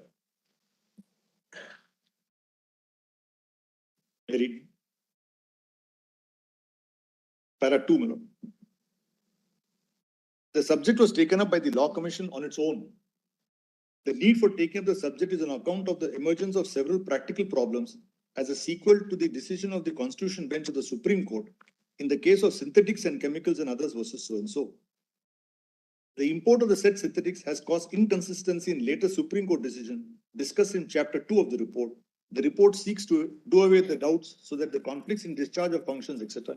But my humble submission is that I need not go into the decision both for and all because your lordships are untrammeled by precedents.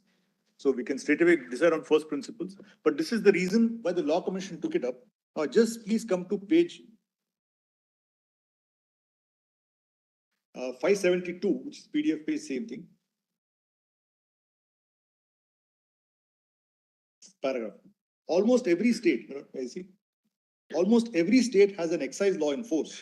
Some of them enacted prior to the commencement of the Constitution, governing the manufacture, distribution, sale, and possession of liquor. The definition of liquor in these enactments made no distinction between liquor used for human consumption and liquor used for other purposes. These acts purported to regulate all liquors. The excise duty on the manufacture of liquors was collected by the state governments, which also closely regulated and controlled the manufacture, possession, and transfer of liquors. As a fact, and speaking generally, the union had no say in the matter. Now, Lordship will come to page 580 at same PDF page. 2.2.1, nature of problem created pursuant to so-and-so. The decision of the Constitution Bench created several practical problems, as explained in the later decisions of the Supreme Court to be referred to presently. There is no such thing as industrial alcohol. What is manufactured is alcohol, namely of 95% above purity, which it appears is known as ethyl alcohol and also as rectified spirit. This rectified spirit can be used for both industrial and non-industrial purposes. And then his lordship gives the example of excise, where the taxable event is manufacture, but the collection is the time of removal. So here also, the time of removal is important. Now, and then the conclusion. Please come to the conclusion. Because the report is accepted. Conclusion page. Sorry. 1 minute, Lord, I didn't make a note. Yes, now page 595.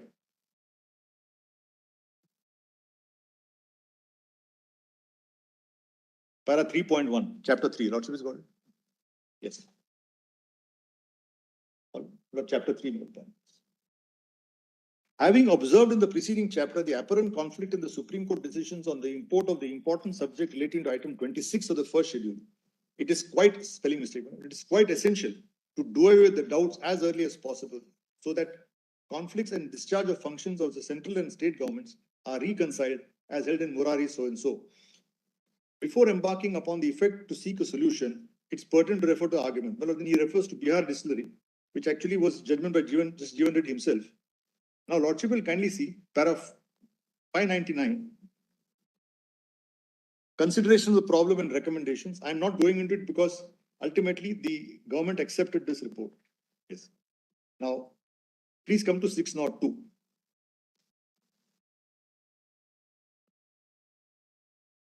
The Law Commission of India is of the opinion that the above matter should be clarified by enacting appropriate amendments to the IDR Act instead of leaving the matter to be fought out in courts.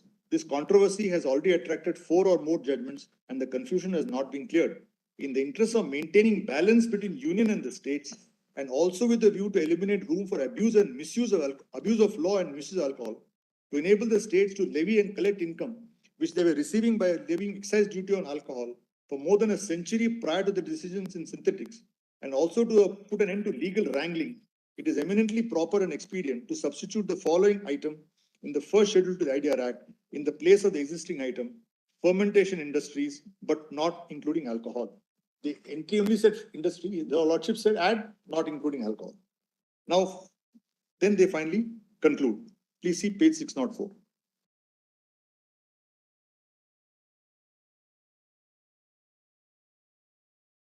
The Law Commission recommends substituting item 26 in the first schedule, fermentation industries, but not including alcohol.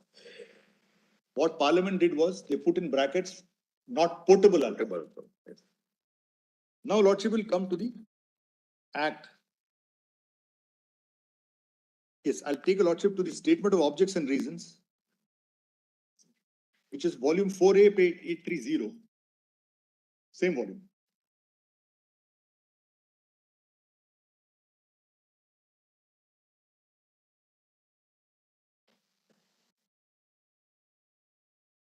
What page is it? Volume?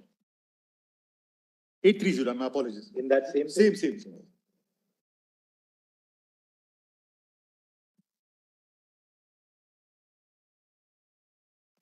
Yes. Now, my lord, I'll read para 2. Para 1 is just a preamble. May I read, my lord? All of you lordships.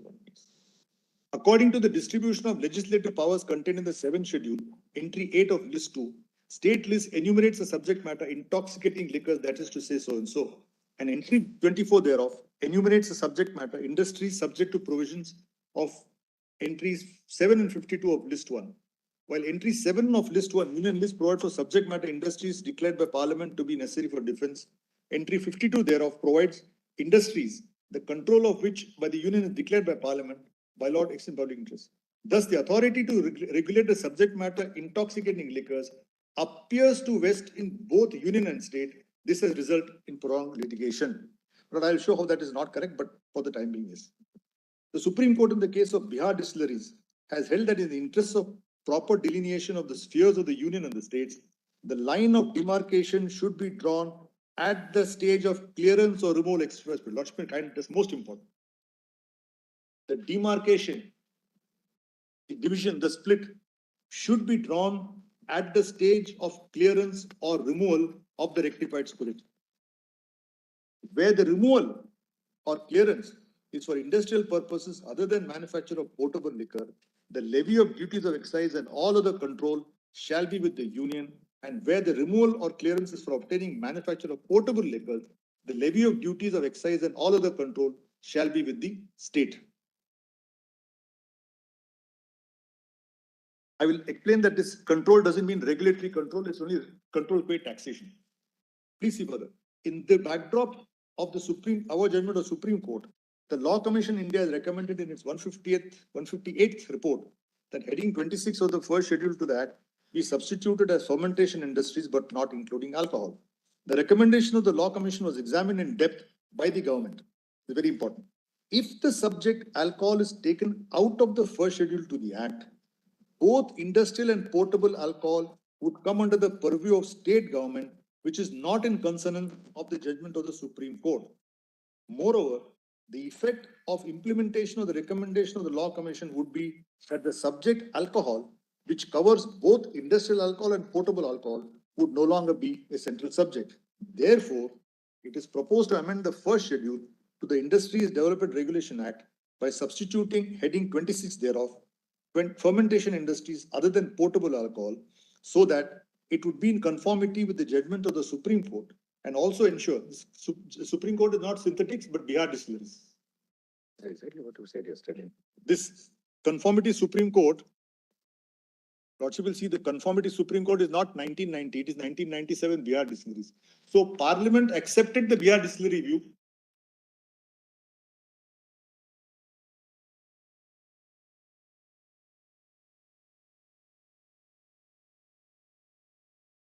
Yes. And also ensure that the industries engaged in the manufacture of alcohol meant for portable purposes shall be under the total and exclusive control of states in all respects. Kindly note. And ensure that industries engaged in the manufacture of alcohol meant for portable purposes shall be under the total and exclusive control of state in all respects. And that, Lordship, see my chart, the figure I gave at page 12. If I make ENA, till the stage of removal, everything is with the state. Removal, tax, that's all. Two different taxes. The central government would continue to be responsible for formulating policy and regulating foreign collaboration, foreign direct investment, so and so, for all products of fermentation industries, including industrial alcohol and portable alcohol. So, my lord, for formulating policy, foreign collaborations, etc., it will be central. Now, kindly see the amendment. The actual amendment, Lordship will kindly come to page, the actual act. It's at volume 4, page 601. Page? Volume 4, page 601.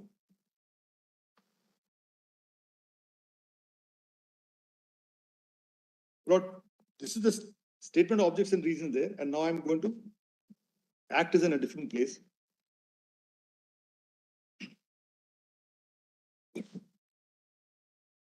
Please see clause section 3 of the Act. Lordship will kindly see it as Act was received presidential assent on 14th May, and kindly come to 3 first, then I'll come to 2. Lordship has got 3. The 2 is a validation clause. Come to 3, please. On and from the date of commencement of the principal act in the first schedule for the heading 26 fermentation industries, the heading fermentation industries other than portable alcohol shall be substituted. Now kindly note, from the commencement of the principal act. Retrospective. Sorry, my lord, page 6, not volume 4. Volume 4, my lord, I'm so sorry. My lord, the Chief Justice has got it, my lord. 601 is the act starts. Lordship will note presidential assent is on 14th May, and kindly come to section 3 first. I'll come to 2 later, which is the savings clause. On and from the commencement of the principal act. There is a small mistake here, but I don't want to make much of it. But the main act came in 53 or 52. The first schedule came with the act. It was fully substituted in 56, just as Jeevan Reddy notes that.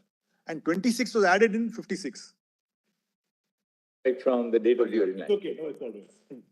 When earlier entry was not there at all. Yes. But doesn't matter.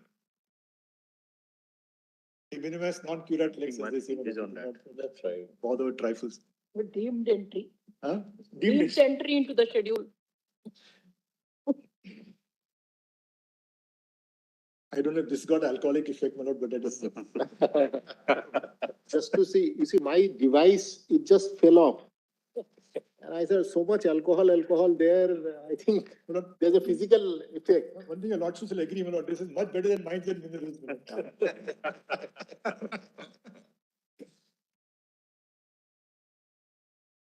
Now, Lord, please see 29E, Validation Act. See section 2 there. Yes, I'm going to Validation Act. Now, if they make it retrospective, then what happens to everything? Yes. So they say, save it, don't disturb it. That's all they say. If Lordship wants me to read, I'll read it. That is the validation. Validation. Notwithstanding anything contain any judgment, because 29E became necessary because of the retrospective amendment. If the amendment was made prospective, there was no need for 29E.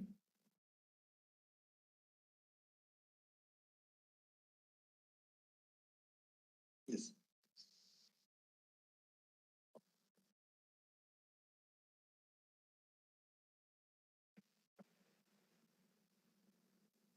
No, there if you see this 29E, it's as if the state is deemed to have the power. Yes. That yes. means what? No, Lordship will kindly see. Shall be deemed to be and shall always be deemed to have been. For all purposes, yes. What happens is, many acts have been done after synthetics and chemicals, number of judgments came. Now, different states have taken different views. Madras High Court has got one view, another High Court has taken, Allahabad has taken a different view. Now, if you're going to have a retrospective amendment, you'll be completely opening up everything. Yeah, therefore, it did not have the power, but they exercised that power. Now it is being validated. Yes, yes. By making this amendment. Well, I'll put it in a general way. Whether you had the power or not, whatever you have done is saved. Is now saved. Yes. Whatever is done by central and state both. And both, Both. has been saved. But same thing in the Vodafone amendment, when they made it retrospective, they had to issue a circular saying all closed assessments will not be reopened. Right. Otherwise, it becomes to state difficult. now. The amendment. Now, Lord, with this, Lord, I'll now go to the constitutional provisions. Please see entry 33 of list 3. Sorry. Lord, I've just got only 2 points, so I will not take much time. What is the scope of the entries in addition to what my learned colleague has? What is the effect of this amendment now? The effect of this amendment now is this. From the beginning, the control of the states on the manufacture of potable alcohol is absolute. If that is correct, they unfortunately use the word potable alcohol. So they want to say that suppose there is an industry which is making alcohol which is not potable. For example, you can have butyl alcohol, you can have isopropyl alcohol, they're different alcohol. The intoxicating liquors are those which have ethyl alcohol, basically, primarily. Because methyl, you go blind. So it may intoxicate you, but it will be fatal. So what they say is, suppose there's a fermentation industry. I get a license to make only an alcohol which is not potable. Then I will come under the first schedule.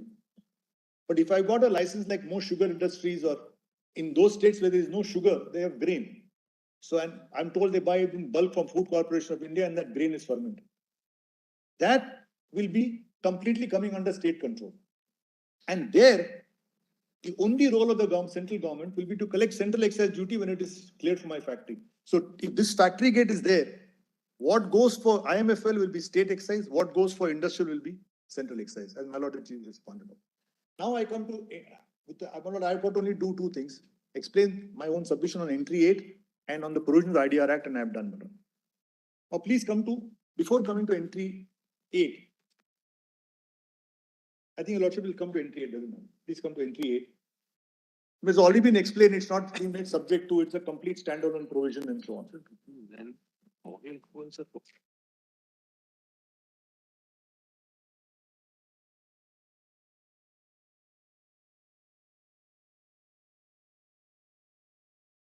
Now, yesterday, my Lord, your Lordships, including my Lord the Chief, has asked, in one sense, entry 52 gives Parliament full power. It can declare any industry to be under its control. At the same time, entry 8 is not subject to provision.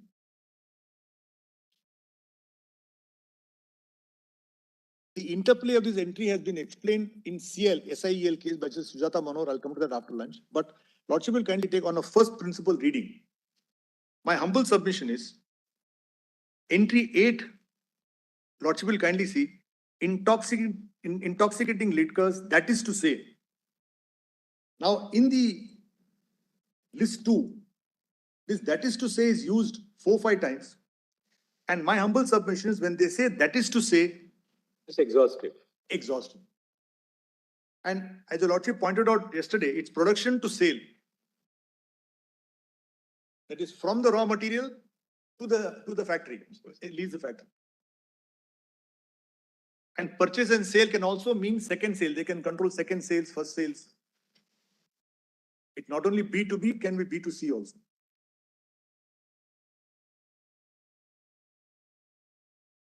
Now, my humble submission is 246.2.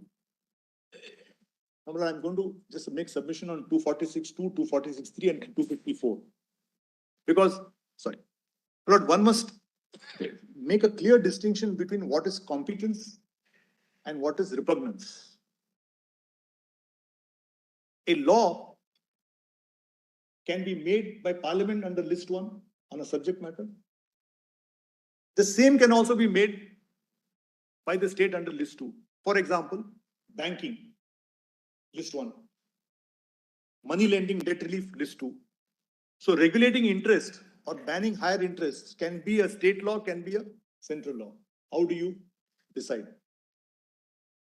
Now, there could be a law which Parliament is competent to make. There could be a law which state is competent to make, like interest. Then which will prevail? There my submission is, if both the laws are, first test which is decided is on competence.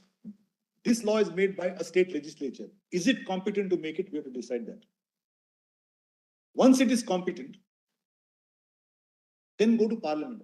Parliament has made a law. How do you decide the repugnance? Please see 254.1. I'll first say, take 246.2 and 3, then I'll come to 254.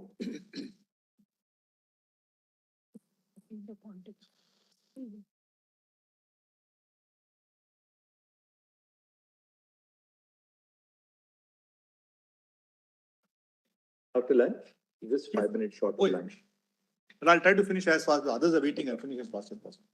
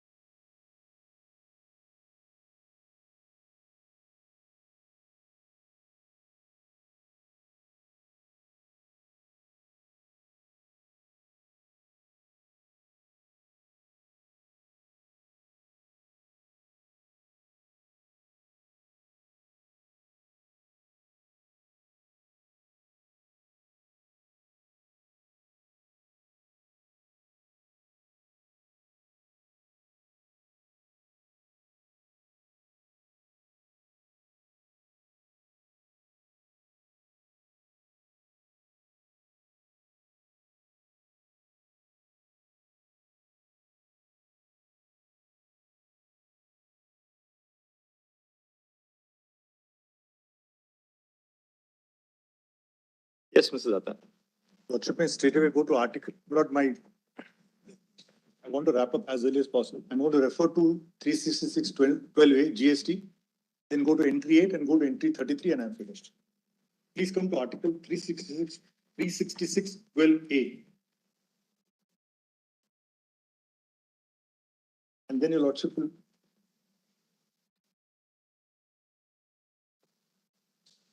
Article 366(12)(a). Yeah, your Lordship, there's a definition section, as the Lordship knows. Yes. And they have defined GST by the 101st Amendment.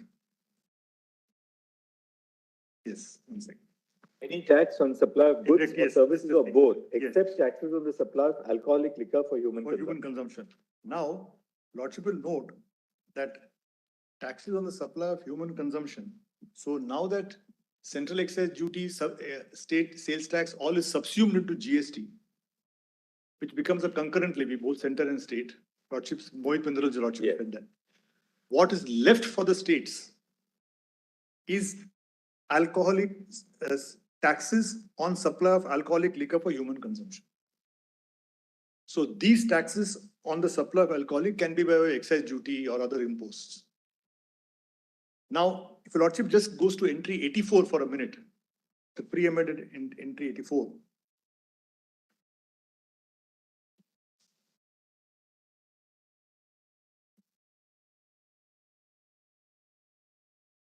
Entry 84. It will be in the footnote. Now, please see the new entry after the 101st Amendment.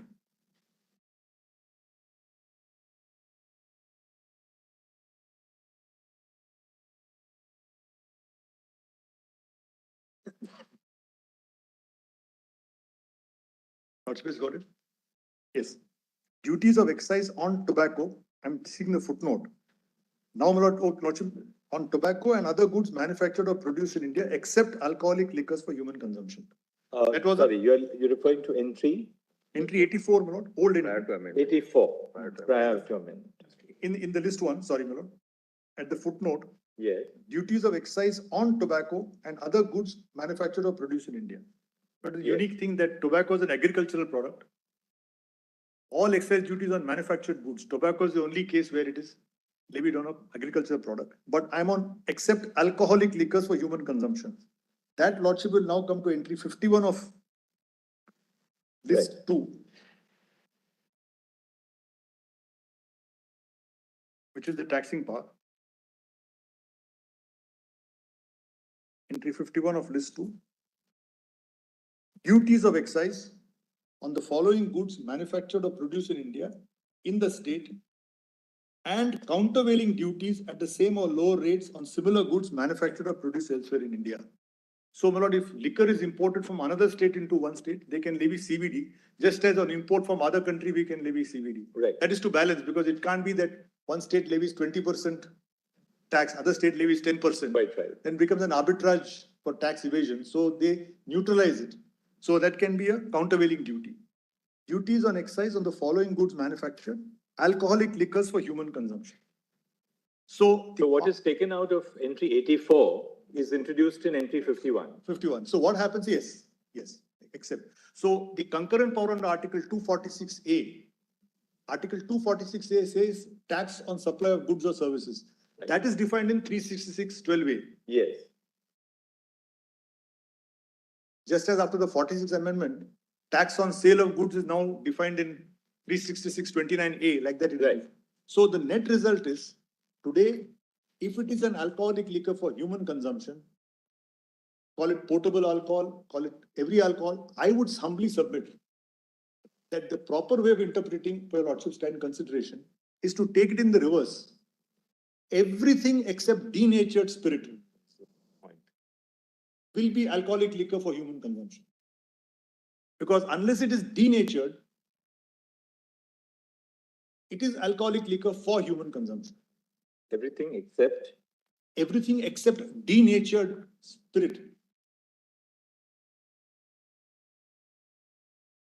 Because since your Lordship is sitting in 9 judges, we don't want another round of litigation.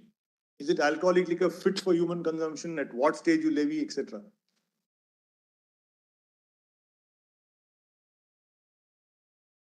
And the reason,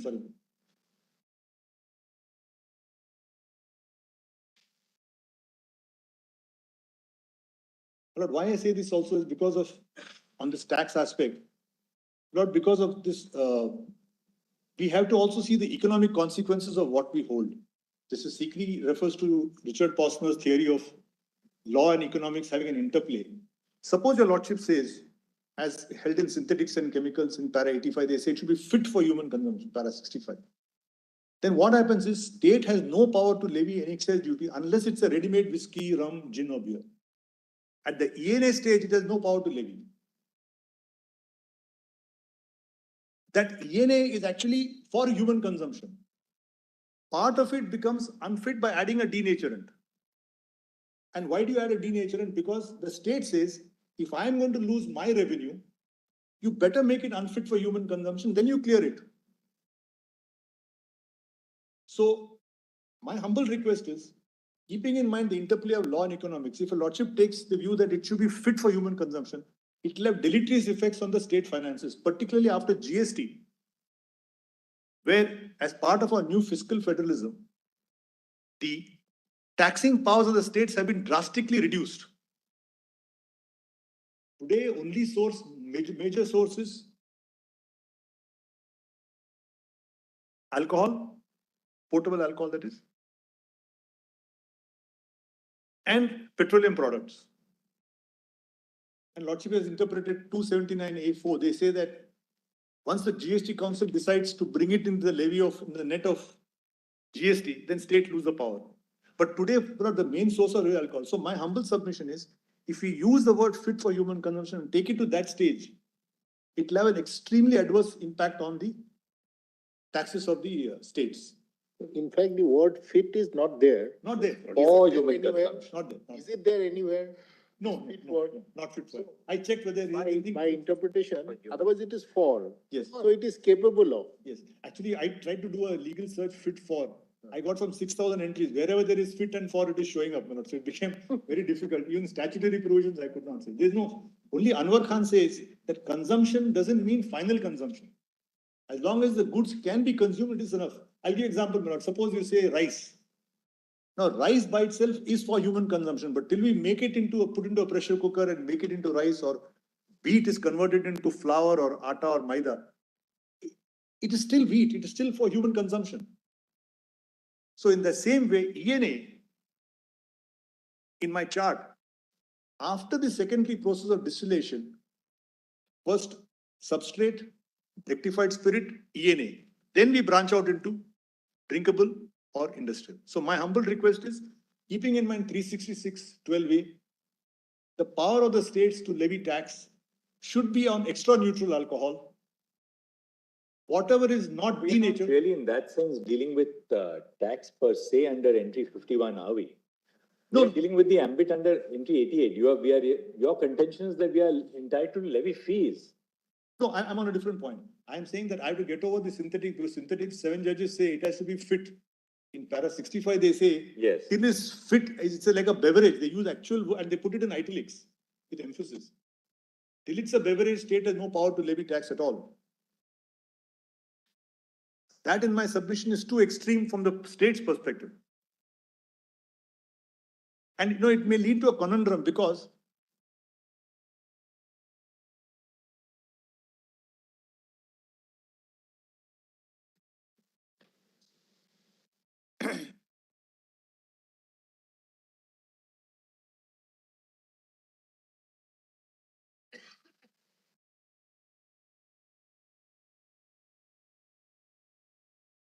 so, my lord, sorry, may I continue?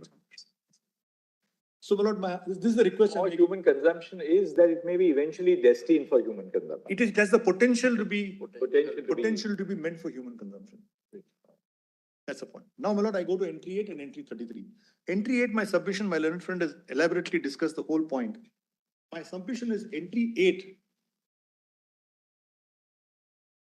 as your lordship knows, is not subject to. But my lord, just Nagaratna asked the question, what is the interplay of 246, 2 and 3? There at my 246(1). 246(1) also. 246(1) also. Please see, my lord, 246(1), 2, 3. And I would request your lordship to read it in the context of 254. 246(1), yes. Notwithstanding anything contained in clause 2 and 3, Parliament has exclusive powers to make laws with respect to any of the matters enumerated in list 1. 2. Notwithstanding anything in clause 3, Parliament and subject to clause 1, the legislature of any state also have the powers to make law with list 3. 3 is very important from my side. Subject to 1 and 2, the legislature of any state has exclusive powers to make laws for such state or any part thereof with respect to any of the matters enumerated in list 2 in the 7th schedule. So Lordship will kindly see, the rule is exclusive power. In the concept of a federal structure, exclusive power is there. And my humble submission is, unless that legislative entry uses the word subject to, the power of the state legislature should be plenary. But subject to really makes it clear that the power of the legislature of the state is, in that sense, I wouldn't say subordinated to Parliament. but is subject to the power of Parliament. Very, very interesting. Very interesting. Now, let's take a law with regard to entry 8. Manufacture, production, possession, transport. Intoxicating liquor. That is to say, manufacture, production, possession, transport, sale. This is given, exclusive power is given to the state. Now, my submission is, if your Lordship now reads 254, I am saying the question of competence. Just because Parliament is supreme, it does not mean it can make a law which has been exclusively given to the state. Undoubtedly. Undoubtedly. So, yes, that's all. So 254, Lordship has got the point, so I don't belabor on that. Please see 254.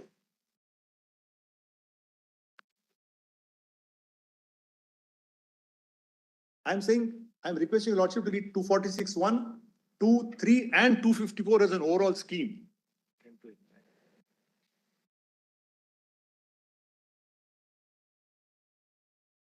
254.1. I'm not going to 254.2 because entry 8 is not in the concurrent list. Right. If married not 2, sorry.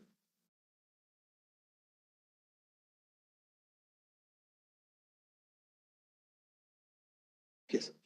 The word subject to clauses 1 and 2. Yes. Does that mean that where Parliament has undoubted power to make a law and has made a law in exercise of its jurisdiction to make a law on the union list, the state also has a power to make a law on a subject which falls in the state list? Yes. Both have powers and both are acting within their realm. Yes. The law nonetheless made by the legislature of the state ought not to entrench upon the law made by Parliament. True. But I'm going in one other way. Repugnance will come where it's a law validly made by Parliament. There is another law made by the state. Two can't collide and coexist. Right. Then in that case, supremacy goes to Parliament. So if the two laws are colliding with each other, then Parliament law will supersede. I am requesting a Lordship to interpret entry 8 to mean, please see 254.1. If any provision of law is made by the legislature of a state is repugnant to any provision of law made by Parliament. But what law made by Parliament? Not any law. Please see the next after the comma. Which Parliament is competent to enact?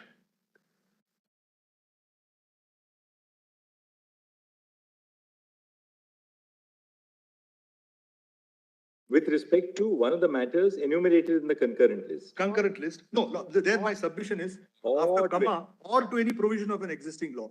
My submission is the first part, that is up to Parliament is competent to enact, can be a list 1 versus list 2 law. Then there is a comma. Yes. Or to any provision of an existing law with respect to any matters enumerated in the concurrent list. Yes. Then subject to. So now the second part, concurrent list, or to any provision of an existing law made. Please see this now. I'll put it this way. There is an existing parliamentary law. That existing parliamentary law is with respect to a matter in the concurrent list. Any law made by the state will be repugnant, will be void to that extent. I am not on an existing law. I am only trying to interpret the scope of list 2. I am trying to say the words between the two commas, which Parliament is competent to enact. If entry 8 has given exclusive power to the states in the context of manufacture, production, possession, transport, sale, Parliament has no competence to get into intoxicating liquor on those fields. Because it's not any law made by Parliament. It should be a law which Parliament is competent to enact. And my submission is that non-obstante clause only talks of a law, competent law of Parliament. Suppose tomorrow Parliament makes a sales tax law. It's not competent to make it. Then you can't say, no, Parliament in the federal structure is supreme. That's the submission. So my humble submission is, these words are very important, which Parliament is competent to enact. I have also this theory that occupied fields should not be necessarily restricted to concurrent list.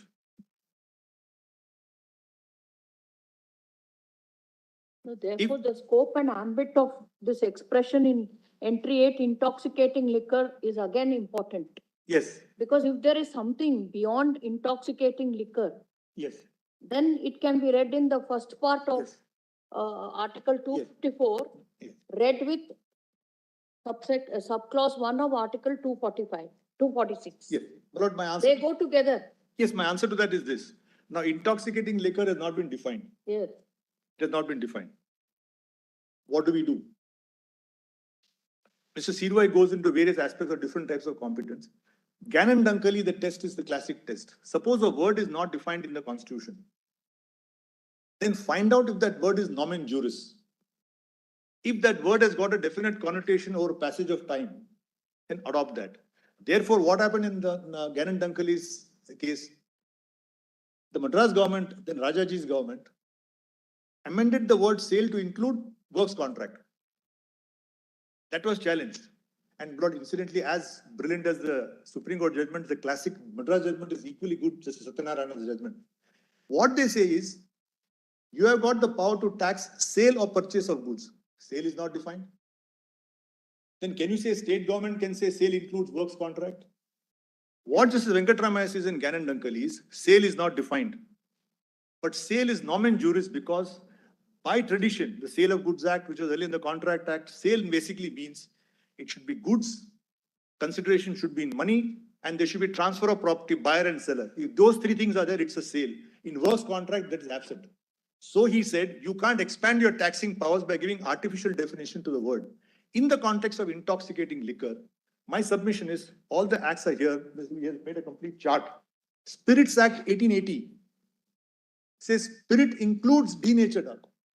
So intoxicating liquor today, India Mica, FN Balsara, all have said intoxicating liquor includes denatured spirit, because if your lordship sees my chart, the color chart, denatured spirit is born out of intoxicating liquor. In a sense, it's the offspring of intoxicating liquor to which denaturant is added, that's all.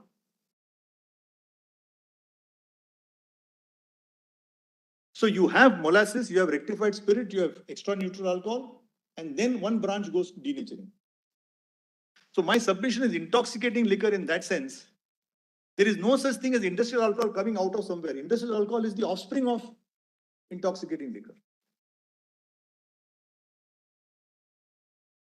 And my submission is that subject to in 246(3), your lordship asked, that subject to must be a subject to in the Constitution. And a legislative entry cannot be cut down by a parliamentary law. That's why they say subject to, entry 24, lordship mines and minerals, subject to. Incidentally, in list 1, entry 32 is the only list where it is subject to a parliamentary state law in the Constitution. Now, my lord, so my humble submission is entry 8 should be read in such a way that the state's power is supreme, because tomorrow, if they want to levy a rent fee, a regulatory fee, so we should completely demarcate what is the territory, legal territory for the states. And I would submit, as the statement of object says, let the Lakshman Resha, let the borderline be the time of removal. Up to the time of removal, it is the state's jurisdiction. When it is removed, depending on its destination, it becomes a state tax or it becomes a central tax. Now it becomes a GST. Now, Lord, I go on to entry 33. Lordship will kindly see entry 33 is substituted by Article 36 by the third amendment to the Constitution. And why was it done?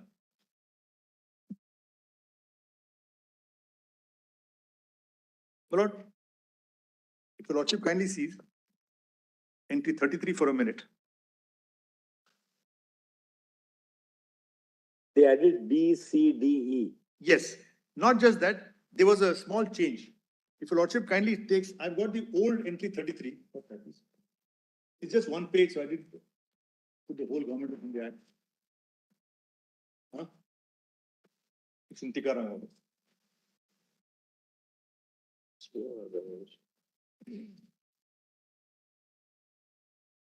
Now use the word industry. Yes. The earlier one was in plural, industries. If your Lordship kindly sees where the control of such industries is, yes, your Lordship is right. Lord, one thing of 33, is your Lordship seeing the old act? No? I'll see the old act and then go. Please see the old one. Trade and commerce in. So Lordship can link it to 26. Production, supply, distribution of. Link it to 27 of list 2. The products of industries where the control of such industries by the union is declared by Parliament to be expedient in public interest. Now, why was the need to amend it? Please come to 369 of the Constitution. They of course also added and imported goods of the same kind as such products. Yes. No, please see 369. One of the temporary provisions in the Constitution, 369. With the list of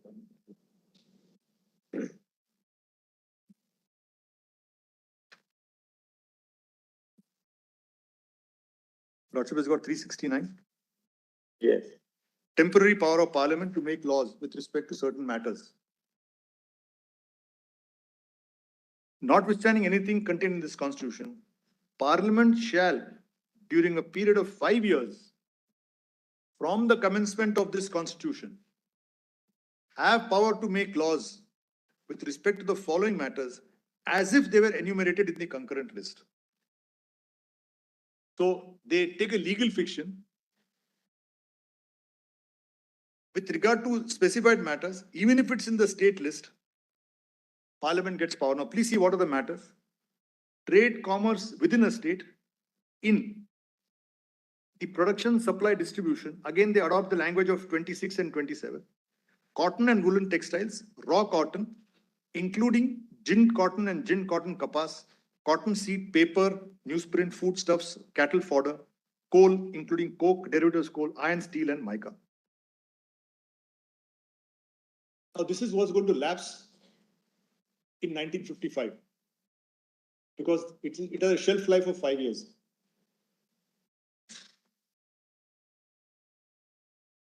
So if your Lordship sees the statement of objects and reasons of the third amendment,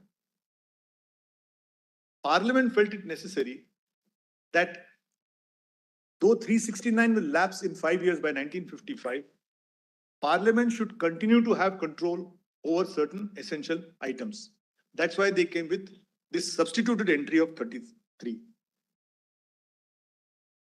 Now please come to entry 33 for a minute.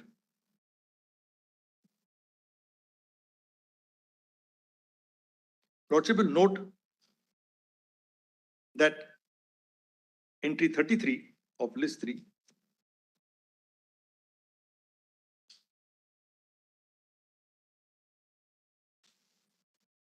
Lordship will see, my lord, trade and commerce in production, supply, distribution. So there are 5 activities: trade, commerce, production, supply, distribution.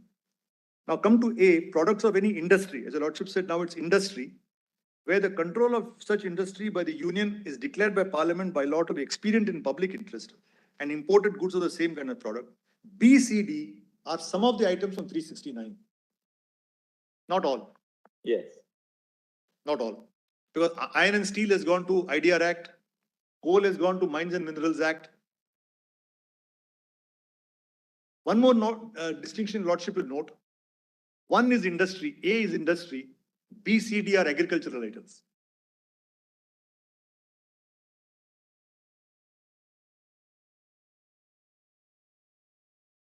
Mr. Basu in his commentary says this is a cut at federalism. This agriculture is exclusively state, but you have put trade, commerce, supply, etc. in list 3.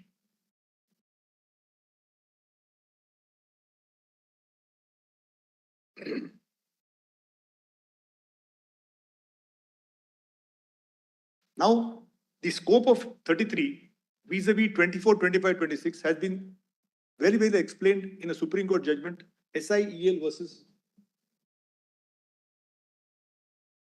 Union of India. That is under 369, it was held to be in concurrent list. Therefore, they brought it to the concurrent list. No, what happened actually, Under the, is right. under the temporary powers, Yes. even though it may be agricultural products, under the temporary powers, it was under the concurrent list. Yes, yes. What they did was, they created a legal fiction. They said for the first 5 years, although all these items are in the state list, they will treat it as if they are in the concurrent list. That's first to give Parliament the power to legislate. Yes. So now what happened is, they didn't want the whole, so they brought some of those items in entry 33. Yes. Which is Agricultural items. Right. Which are agricultural items. But they continued it in the concurrent list. Now it's forever. Now it's forever. There's a very nice, very short statement of objects. Parliament raw jute was not in Article 369. No? Sorry, my lord. Raw jute was not in Article 369. Only jute was there. Was jute there? One second. I'll just subject to memory for 1 second. Jute is No, jute is not there. Your lordship is right. Of the subjects in clause A of Article 369 were not brought into. No, not all. Just these limited items. Yes. Because, for example, my lord, cotton, woolen textiles, iron, steel have gone to Schedule 1 of IDR Act. So they are not in BCD, but they are in A. Right. They are in A. Now, what does CL say? Tobacco also not there. Sorry. No, my lord, tobacco not here. Not there. Sorry, my lord. What does the judgment in CL say? CL. That shows the interplay of 24, 25, 26 and 52. And they say that what is in entry 33 of list 3 is out of entry 52 of list 1. Yes. Lord, will be volume 5, page 2209, PDF pages 2217. 2217. Hey.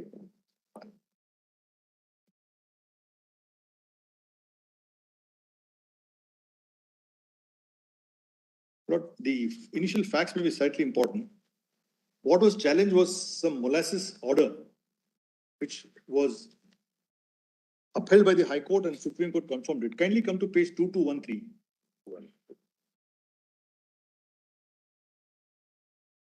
2213. Bench of 2 judges, 2213. I'll just read para 2 and 4.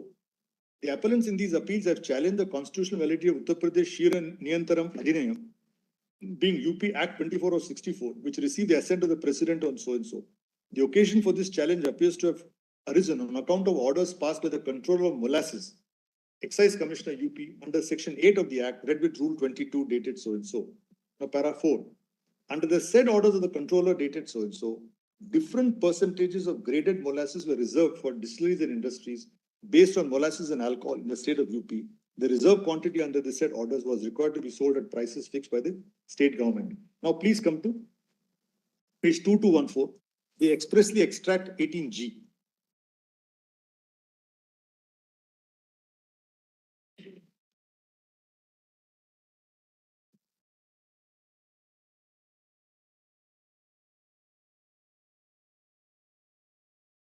Now, my lord, since your lordship has got page 2214 at 18G, to save time, kindly note, it says regulations, supply, distribution, trade and commerce. There is no production in 18G.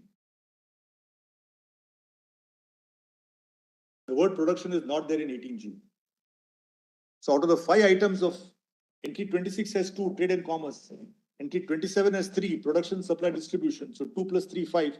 But here only 4 are there, whereas Essential Commodities Act Section 3, all are included. So the point is, even under the IDR Act, Parliament has not preserved to itself, even by notified order, they can't cut into production. So now please come to para 10, page 2215. They see the entries. What you will just note, entry 8 was not there. Now please come to 11, they refer to Calcutta Gas. Now please see 12 and 14 are important. May I read 12 and 14?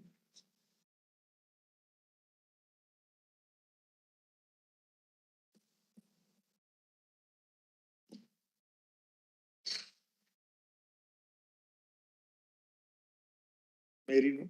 While dealing with entry 24 of list 2 and entry 52 of list 1, this court in the above case considered what was meant by the term industry, which was used in both these entries.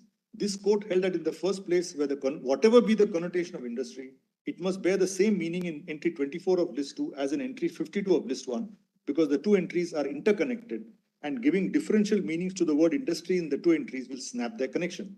This court further observed that ordinarily, industry was in the field of state legislation, but if Parliament makes a relevant declaration or declarations, the industry or industries so declared would be taken off the state list and passed on to Parliament. This court in that case was concerned with the interrelationship of 52 of list 1, entry 24 and 25 of list 2. The last entry expressly dealt with, I'll skip it. If we apply the same principle of harmonious construction to entries 24, 26 and 27 of list 2, the term industry in 24 would not take within its ambit trade, commerce or production, supply, distribution, which are the express province of 26 and 27 of list 2. Similarly, entry 52 in list 1, which deals with industry, also would not cover trade, commerce in or production, supply, distribution of the products of those industries which fall on entry 52 of list 1. For the industries falling in entry 52 of list 1, these subjects are carved out and put in entry 33 of list 3. Now please see 15. I'll just come to placetum E, below that. Just above placetum F. The products of the industry, Lordship has got it. The products of the industry would be comprised in entry 27 of list 2, except where these products were of a controlled industry, where they would fall within entry 33 of list 3. Therefore, the subject matter falling within entry 26 and 27 of list 2 would not be covered by entry 24 of list 2, and similarly, subject matter falling under entry 33 of list 3 would not fall under entry 52 of list 1. I've done only one point. There is a controversy, since your Lordship is sitting in 9 judges. What happens if a law is made but not notified? Suppose Parliament makes a law but doesn't notify it. Does it occupy the field? If a state law is there, will it be repugnant to that? Or there is a constitution bench judgment of Mar Aprem Kuri, which says that the Chit Kuris Act, they made a Chit Act by Parliament, but it was never notified. So the Constitution bench says law made by Parliament is different from commencement of the law made by Parliament. So just by making the law, Parliament occupies the field. My humble submission is that may not be correct because, Mr. Dwivedi also read, repugnancy must be in reality. So my submission is, unless the law is actually brought into force, the law made by Parliament must be the law made by Parliament which is in force. Lordship knows the Hire Purchase Act was made in 55 but never notified. Take service tax. 88th Amendment, never notified. Section 2J of the Industrial Yes. So to that extent, Mar Aprem Kuri, my lord, which makes a distinction between law made by Parliament and commencement of the law made by Parliament, may not be good law. Would the Lordship like to cite it, or I'll reserve it later, my lord. If we get time in reply, I'll mention that here. Because I'm just submitting, because today what will happen is, state has got the power in the new amendment. Potable alcohol fully comes within the state. Suppose tomorrow Parliament makes some law and doesn't bring it into force. The states can't be completely paralyzed or stultified. So I'm saying that the law made by Parliament will be a law only if it is brought into force. That's why Lordship saw in service tax, they added entry 92C, never notified it. So it is always under 97. Right. Deeply obliged. Thank you, Mr. Chairman.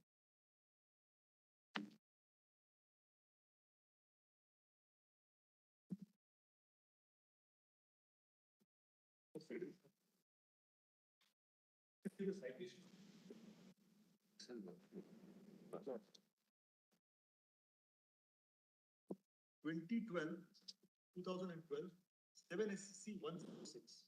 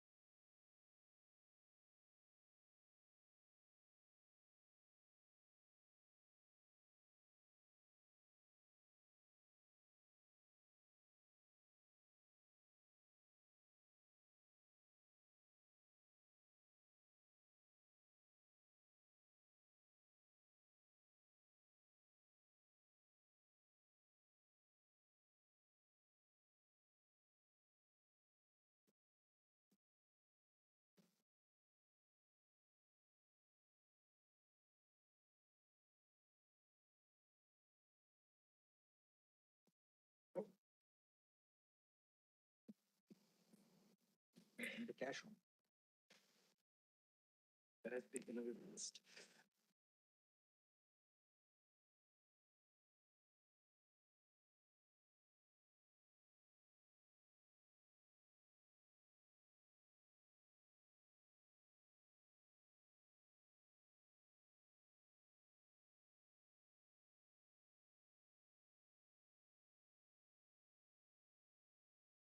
Intervention.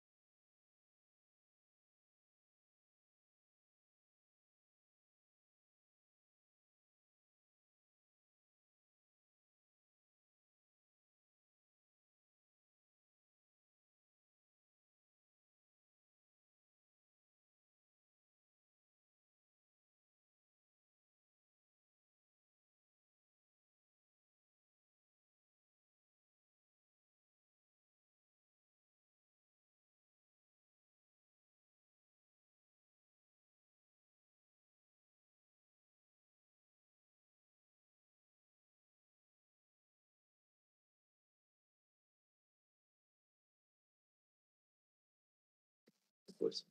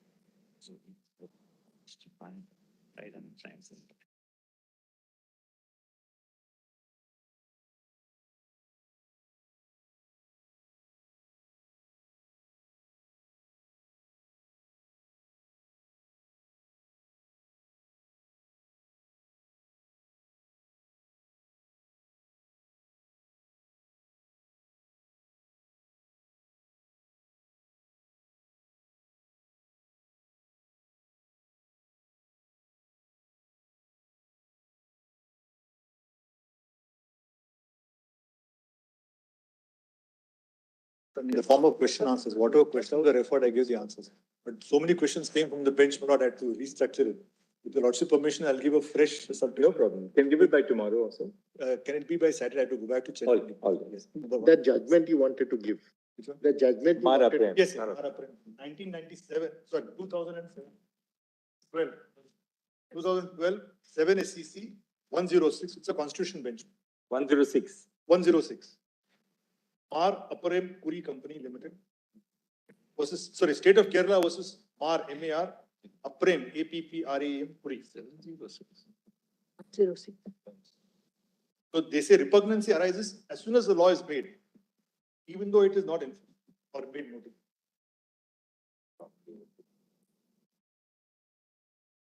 Last year, It's there in the compilation. it's in the company. Yes, yes. Oh, very good. It's in volume 5, page, I'm relying upon it and at my, when my turn comes. It's there in the compilation. it's there in the compilation. Volume 5, 5, 5B. page 2374. Volume 5B. 5, volume Then 5. it's come twice. PDF page 2382. 2382. 2382. Volume 5. Both sides are targeting this constitution bench judgment. But finally, I appeared for state of UP. Yesterday, I was asked to appear for state of Tamil Nadu. Same submission. They've added something on duty of fee and taxes, which I'm not. I'll be appearing for that. This submission will be common for both. Yes. So the rules are the same. All. Deeply obliged. Yes, Mr. Gupta. My Lord, my task is very light, my Lord, and I won't hold your lordships up.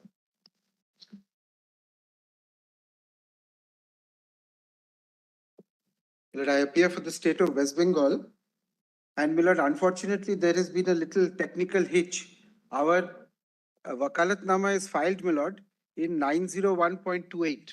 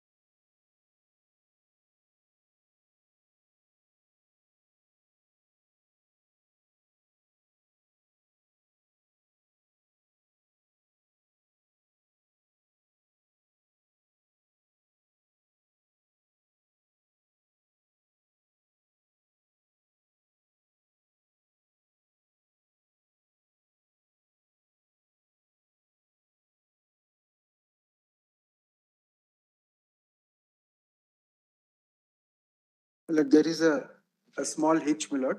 901.28 is the matter in which, my Lord, the state filed its Wakalatnama. Now, my Lord, the first thing which happened in this matter was that matter got detagged. So, my lord, we haven't filed it in any other matter. My lord, we'll file it. My lord, our written submissions, my lord, are volume 1H.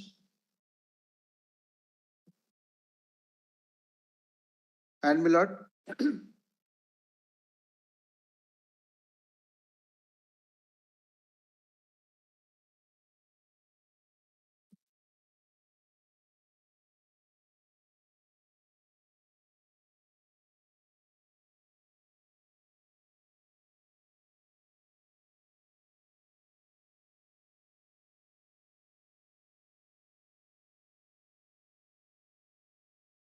and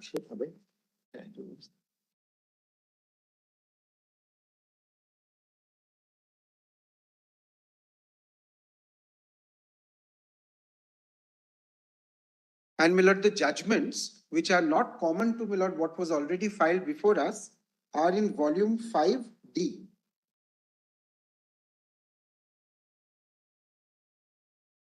The judgments which were common, my lord, we have been told to take out because they are already on record.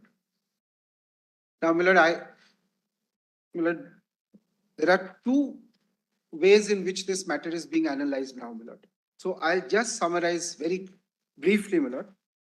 I am not adding, my lord, submissions to the first limb of the argument, which is based on the proposition that all alcohol is intoxicating liquor.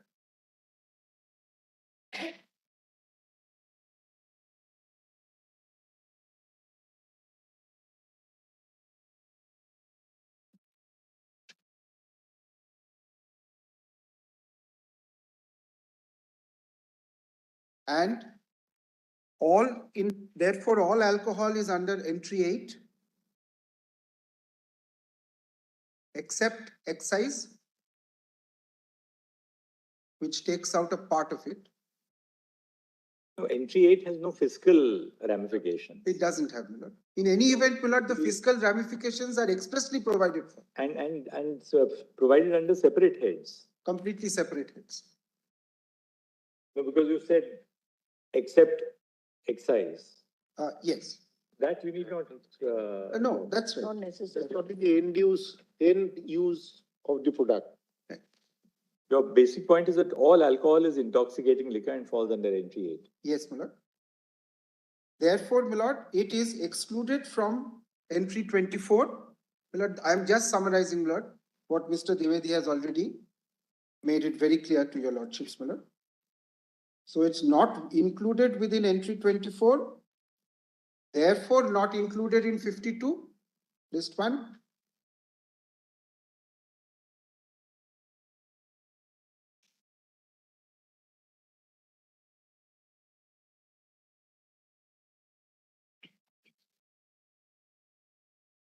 And therefore, my lord, the entirety of the control should be with the state.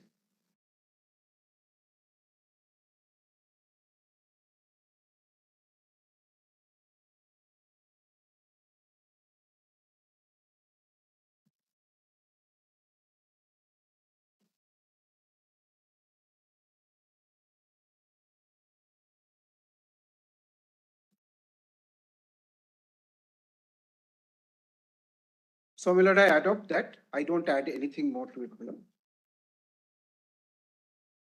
The second aspect of this matter is, my lord, if your lordships do not accept that all alcohol is intoxicating liquor within our entry 8,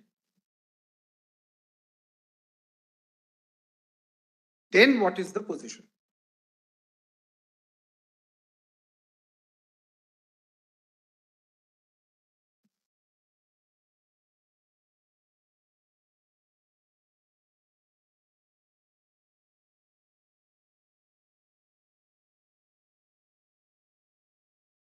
And, my lord, it should be pointed out, my lord, that this proposition was not accepted in synthetics, and so therefore your lordship will have to overrule synthetics on that aspect, that all alcohol is intoxicating liquor.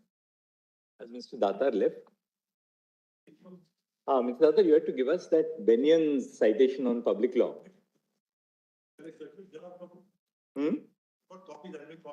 Yes. Because that issue has also arisen before us in the AMU case. Of course, that the issue is a little different, which, and we're not deciding it or commenting, since both the solicitor and attorney will have some objections if we did that, as to whether the union can do anything other than to support a union law. Can a union say that a union law is not a valid law? Well, broadly, jurisprudentially, the same thing. You know, in that AMU case, yes, that issue arose, Mr. Datar had a point because, you know, in synthetics, the union supported Balsara and said that entry 8 covers both liquor for human consumption and what is now called as industrial denatured spirit. So Mr. Datar wanted to refer to an article by Francis Bennion in Public Law, jurisprudential article. Attorney is also interested in jurisprudence, so it will be interesting to see what it is. So volume? Volume 5, capital E. Okay. PDF page 41. Just 1 second. Let me see where we are taking. Yeah. 5-E. Very important. Volume 5E page. PDF page 41.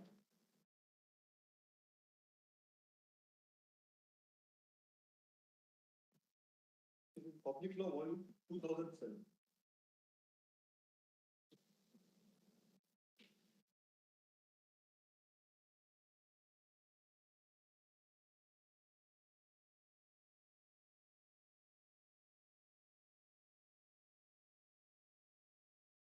Then we went.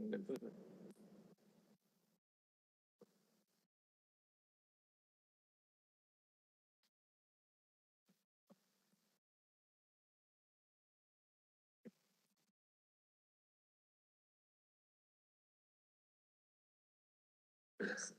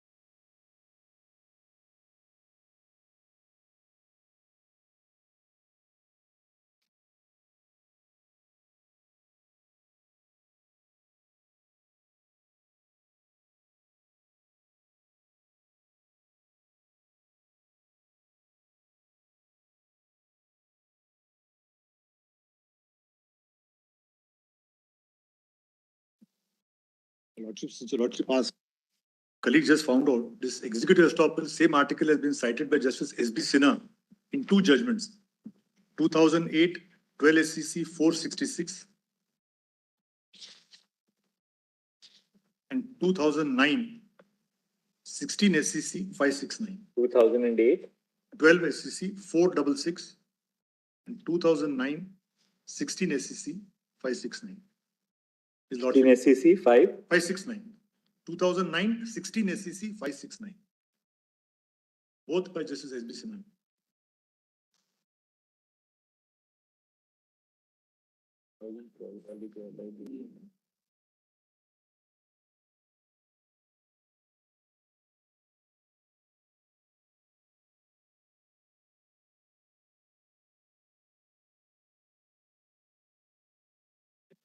So you were on the second point now. Yes. And you said that alternately, if the court does not accept that all alcohol falls under entry 8.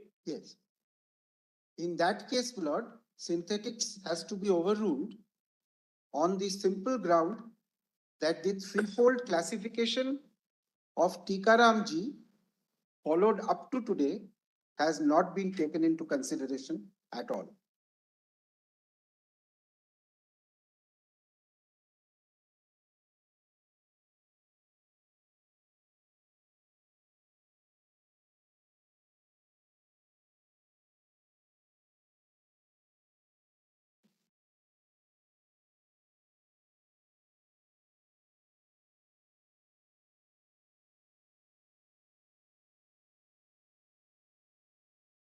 What is the threefold classification of raw materials?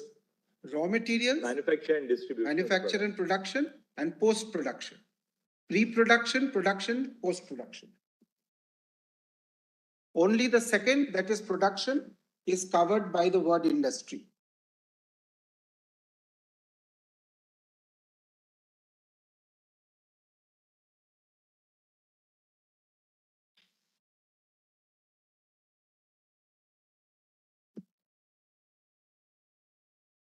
So therefore, my lord, Post-production goes into entry 33. not necessarily, my lord. It first, Trade or commerce. Trade or commerce. first is goes into 26, 27 26 and 27. or 33. It might go to 33 if the product itself is a notified industry. Right. The product, The product. not my lord, the product. Let us say in this case, industrial alcohol is the product. Let us assume. Denatured spirit, my lord, is the better word, as Mr. Datar has already pointed out.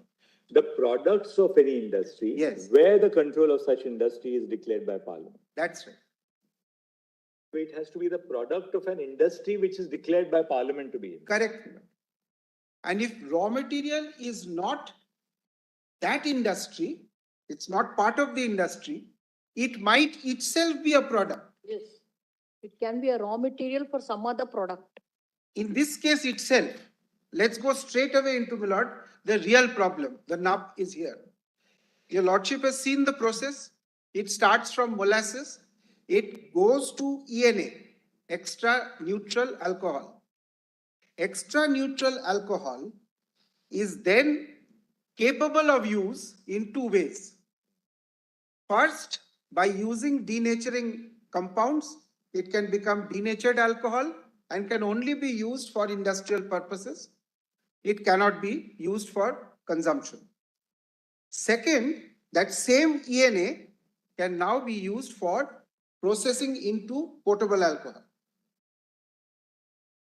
Now, assuming that your lordships do not overrule synthetics on the question of what is intoxicating liquor, what synthetics said was that in order to be intoxicating, it must be for human consumption, because the word intoxicating indicates that it is for human consumption.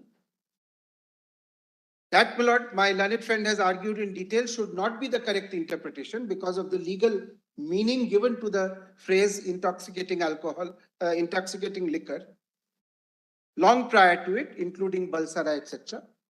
So, my lord, by overruling Balsara, synthetics said that intoxicating liquor means for human consumption.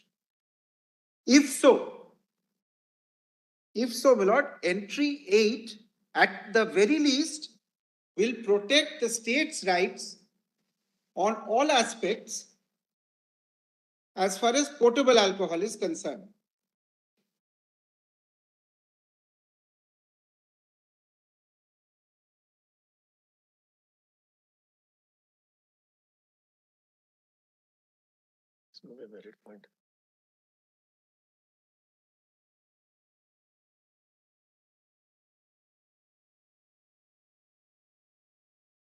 Yes. Now, You said that synthetics overruled Balsara by holding that intoxicating liquor covers liquor for human consumption. right. If your lordship, my lord, does not accept my learned friend Mr. Dwivedi's argument, then that part of synthetics will continue to hold. That, my lord, is the springing point or starting point for the second set of arguments, my lord. The first set of arguments, my lord, is complete if your lordship accepts that intoxicating alcohol includes, intoxicating liquor includes all alcohol. Then you don't have to go into this second argument at all. But the second argument is also important because, my lord, the judgments so far have accepted that position and carried on after synthetics, naturally. Even under that, entry 8 would at least cover the entire process as far as potable alcohol is concerned.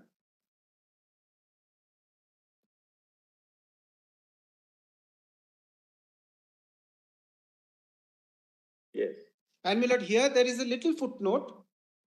Whether or not we look at the amended IDR Act, that would be the position.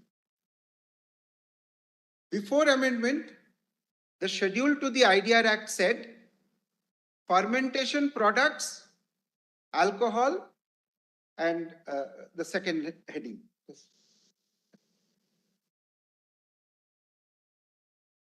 Even here, if intoxicating liquor included only potable alcohol, even then it would not be industry, it would not be subject to 52. Potable alcohol.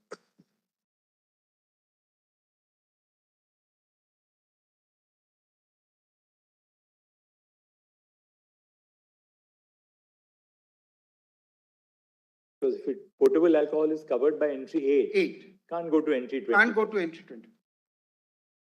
This has become even clearer after the amendment because the schedule now excludes potable alcohol categorically. But that was actually the position even before.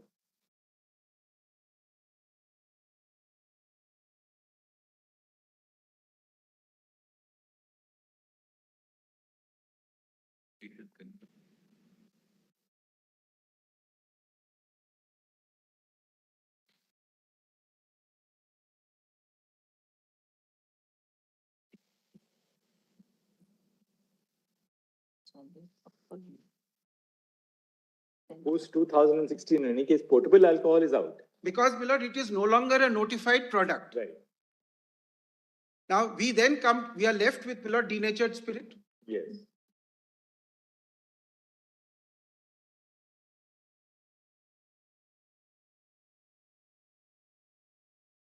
Most of the process for manufacturing denatured spirit is common to the manufacture of potable alcohol. In fact, I'm not saying theoretically.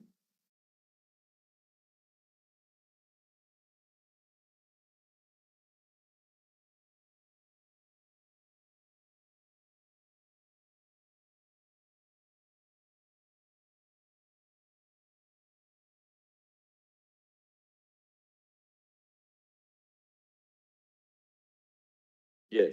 Up to the stage of ENA, there is only one process.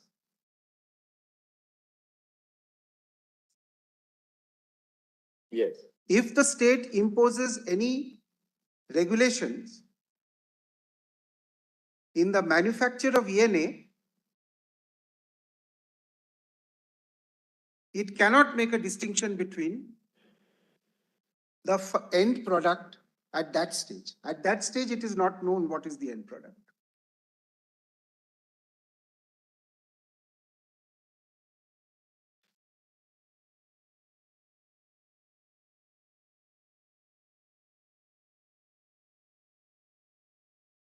Yes. So, my Lord, Justice Jeevan Reddy in Bihar Industries said that at the point of removal is the appropriate point at which you have to look at the end use. Whatever goes for the manufacture of denatured spirit will remain in the control of the union, and whatever goes for production of potable alcohol will remain in the control of the state. But up to the point of ENA, whatever is done as far as potable alcohol is concerned will necessarily also happen as far as denatured spirit. Because it is after the ENA stage that the denaturant is added. That's the bifurcation. That's it. The bifurcation takes place after that. So we let's suppose, and I give your lordship a concrete example. What is the sequitur, Mr.? Just one concrete example. Several states, my lord, have certain restrictions on the input-output ratio of molasses to the final product ENA. If it is within the efficiency factor, then there is no measure. If it is outside, it becomes subject to penalty. Now, my lord, if the state imposes a efficiency factor in the process of manufacturing ENA, at that stage, it will get imposed both on the quantity which will ultimately be used for rectified spirit as well as the quantity which will ultimately be used for potable alcohol. So therefore, my lord, keeping that reality in mind, my lord, we have to proceed to the next stage to see where the control of the state should end and where the control of the union should start. Up to that point, it becomes impossible to make that distinction because whatever I do for potable alcohol will necessarily also apply to the manufacturing process for ENA, which is ultimately used for denatured spirit. Therefore, my lord, now let us look at the legal analysis. My lord, this is a practical difficulty. Now let us look, my lord, at the legal analysis. What happens at the process after the denaturant is added? Yes. After denatured, the product has already come into being. So there, my lord, the the denatured spirit is actually in that second stage. Production and manufacture has been completed now of that product. After that comes the question of distribution, which will go into NT 33. Why? Because denatured spirit is certainly excluded by the schedule of IDR Act. So, my lord, the notified product, if I may put it that way, the notified product is the denatured spirit. Now, if I apply, my lord, Tikaram, the raw materials used for the notified product, denatured spirit, ENA, is within the state's power. The distribution of the product is within the state's power.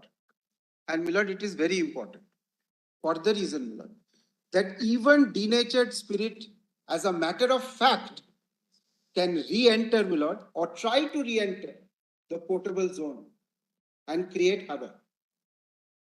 So, my lord, if the state has no power to regulate what happens at the distribution stage, then, my lord, there can be havoc.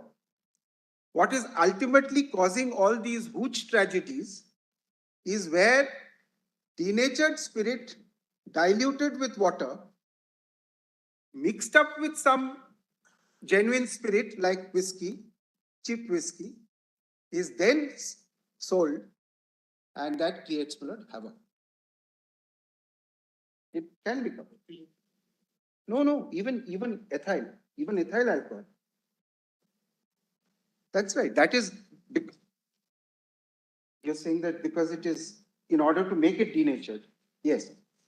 My learned friend is saying that in order to make it denatured, you make it methylated, you add methylated spirit, then it becomes denatured. It should not be used for human consumption anymore.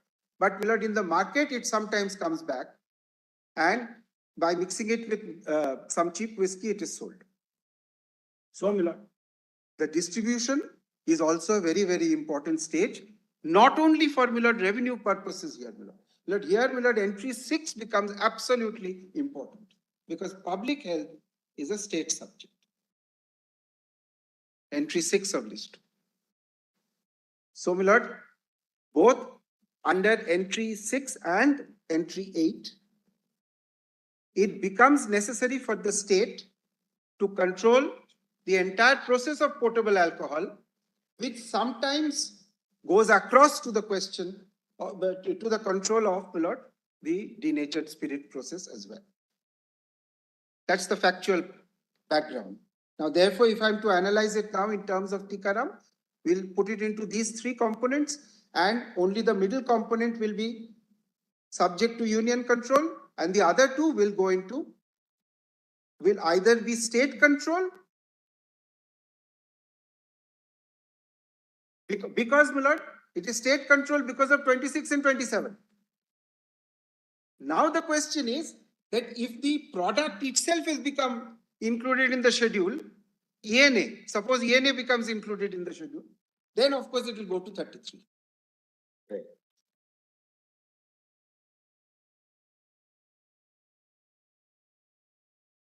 So far, my lord, the only thing in entry 33 will be denatured.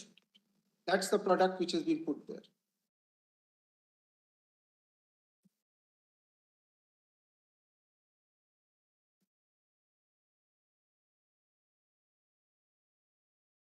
Yes. Now, my lord, the simple point is, if you do not take into account Tikaramji's analysis, then you cannot reach the correct result. And Tikaramji has not been taken into consideration in synthetics. And my lord, the reason, my lord, I'm sure, is as Mr. Datar said, it was actually a matter relating to, my lord, tax. It all started with some provision of tax which was under challenge. It could have been decided on a much simpler basis perhaps, but 7 judge bench, so it went into all issues which were argued.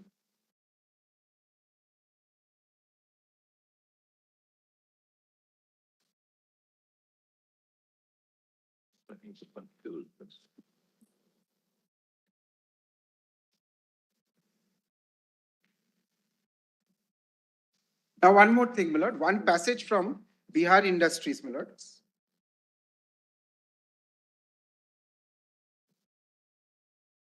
Give me your page. Volume 5, page 72. 5D, page 72. 5A. 5A, page 72. Oh, because it was in the previous compilation. Not in my compilation, it is already there. Bihar Distillery. Bihar Distillery, my lord. 5A 72 is VAM Organics. 76. 76, my lord. PDF page 76? Yes, Bihar Distillery is 76. Actual page is 72.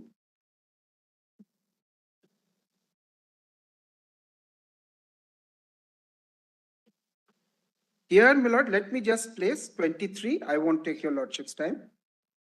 Para 23.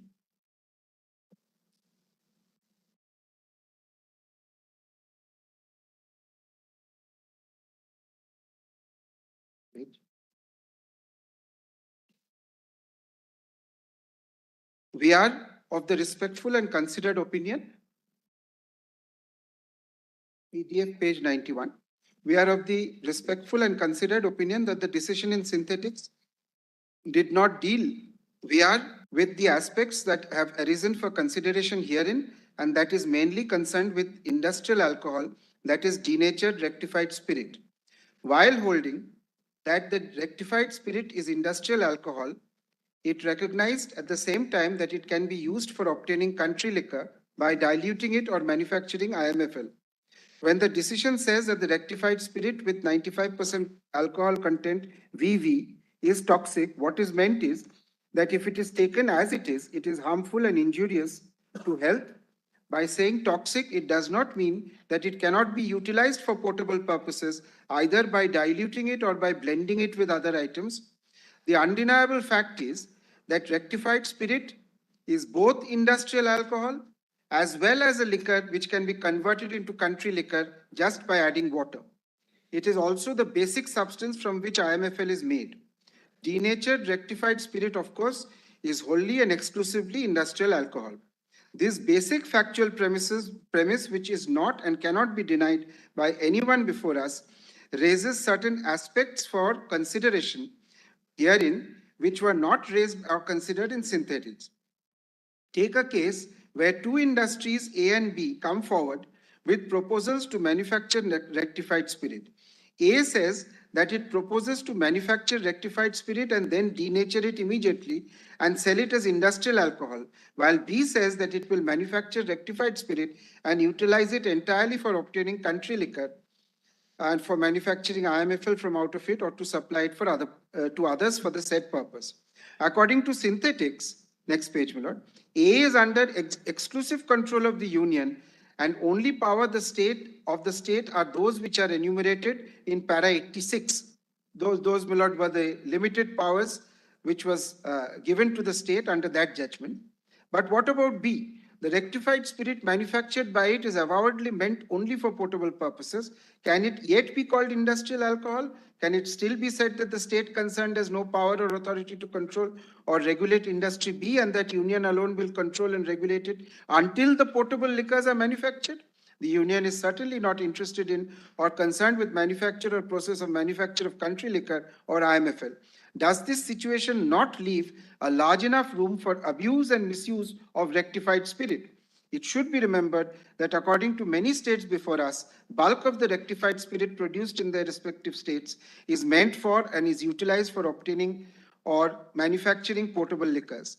Can it be said, even in such a situation, that the state should fold its hand and wait and watch till the potable stage is reached? Yet another and additional circumstance is this: it is not brought to our notice that any notified order has been issued under 18G of the IDR Act regulating the sale, disposal or use of rectified spirit for the purpose of obtaining or manufacturing potable liquors, which means that by virtue of entry 33 of list 3, the states do have the power to legislate on this field.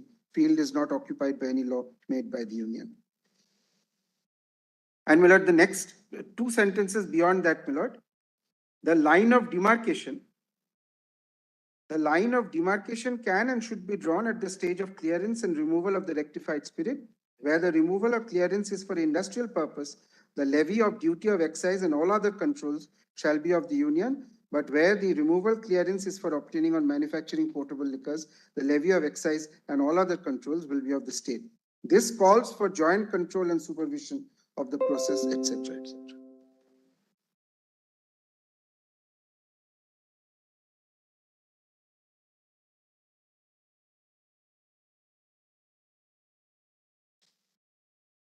Now, my lord, I come to the next proposition.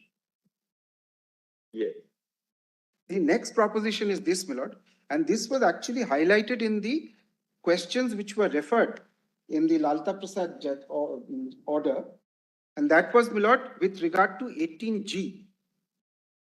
The reason why it is being referred is, my lord, two things happened in synthetics.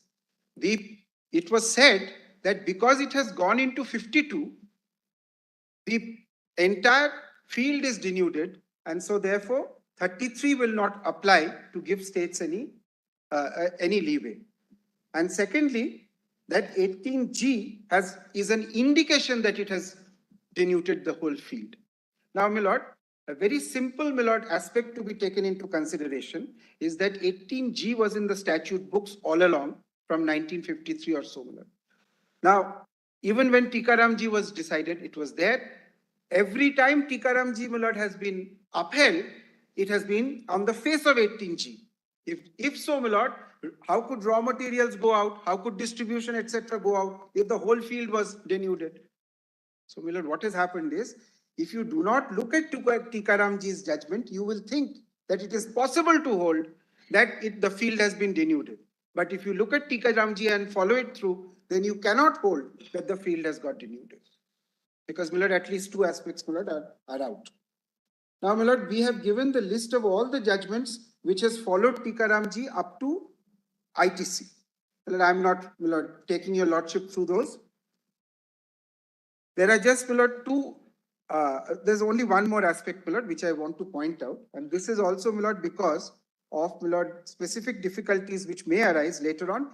At this point of time, we are not discussing any specific statutes with relation to, my lord, this aspect. But, my lord, if your lordship holds, and to the extent that your lordship holds, that the state has the power to impose regulatory measures, my lord, it may take the form of matters other than regulatory fees. Moment we say fees, it becomes, my lord, a situation where you might be asked to show quid pro.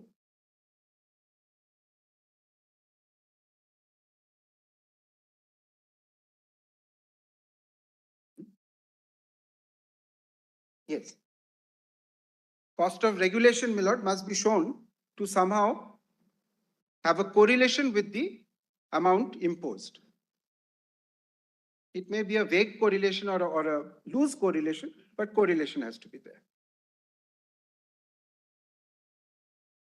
Whereas, my lord, in fact, regulatory measures may include, my lord, some kind of penalties to discourage a person from doing something. This is not something which is fees and therefore requiring quid pro. So, my lord, all that I'm saying is, my lord, that your lordships, if regulatory powers remain with the state government for whatever reason, my lord, then, my lord, such regulatory powers should not be restricted to regulatory fees. Yes. My lord, those are my submissions. Thank you, Mr. Gupta. Mr. Giri? Yes, my lord, licensing is a very important way of regulation. So that, my lord, also, and as your lordship has heard from Mr. Datta, the states, my lord, in fact, are my lord, the licensing authority for all industries, my lord, which are manufacturing ENA today.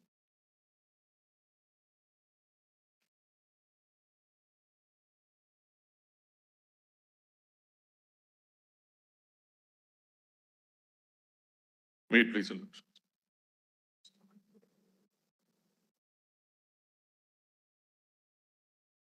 I beg to appear in civil appeal number 6708 of 2014. I think that is 901.14. 14 and 117, let's see. On behalf of the state of Kerala.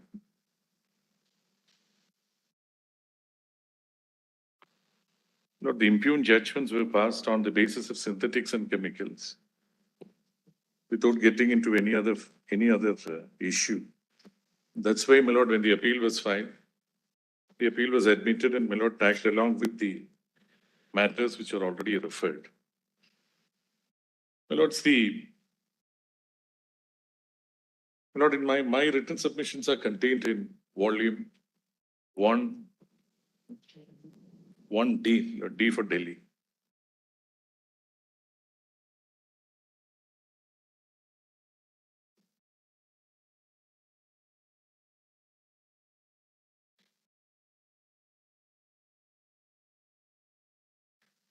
There's one other point, my lord, which arises from a judgment of Constitution Bench of this Honorable Court, which has not been referred to, but which arose from the same enactment, my lord, that has been considered. I'll take your lordships to that in a moment, my lord. See, I've given, my lord, the citation to the court master so that it is not part of the compilation of judgments, but I think it has been uploaded. That's the.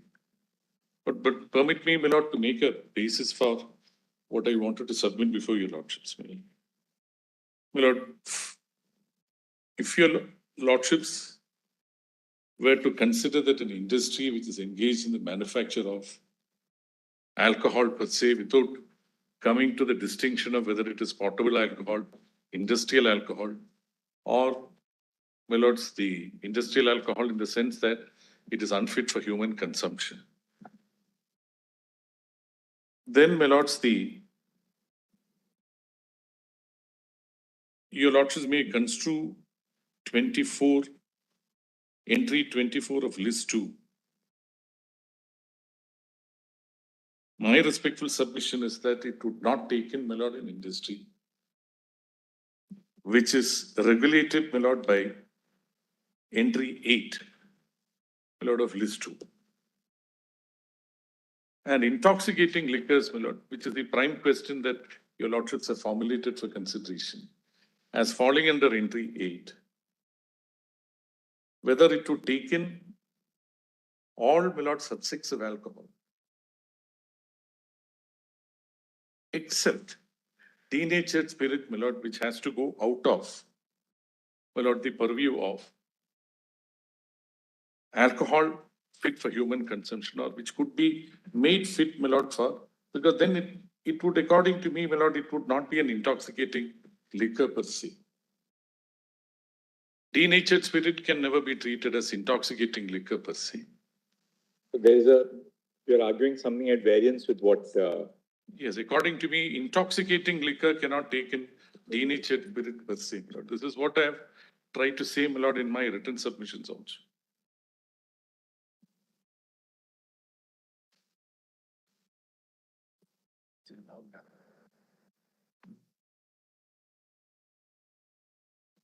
Except denatured spirit, which is a matter of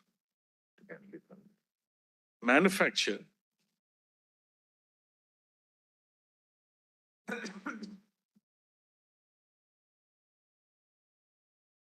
All other aspects of all other varieties of liquor would come under entry 8.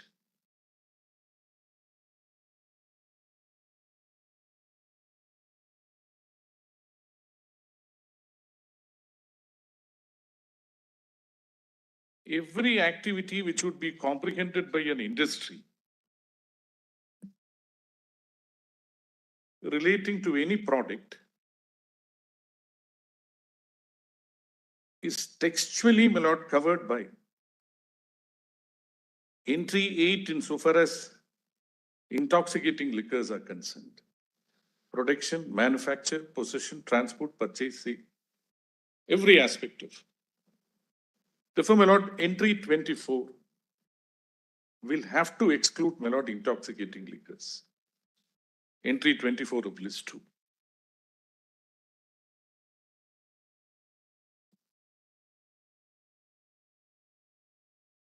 My lord, 2 hypotheses will not flow in my respectful submission. Going by 246, Article 246, and the general principles, my lord, which your lordships have laid down in innumerable decisions as to how to construe an entry in a list. My lord, the scope and ambit of entry 52 of list 1 will have to necessarily exclude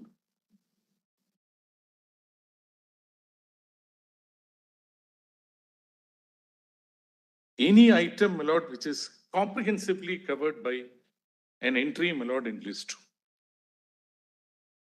And here, my lord, 24 would go out of the picture. now what happens to denatured spirit then? Denatured spirit, my lord, requires a manufacture of a specific commodity which does not become the raw material, my lord, for any other alcohol. My lord, there is no question of Therefore, according to you, denatured spirit will be governed by IDRA? Yes. 52. Yes.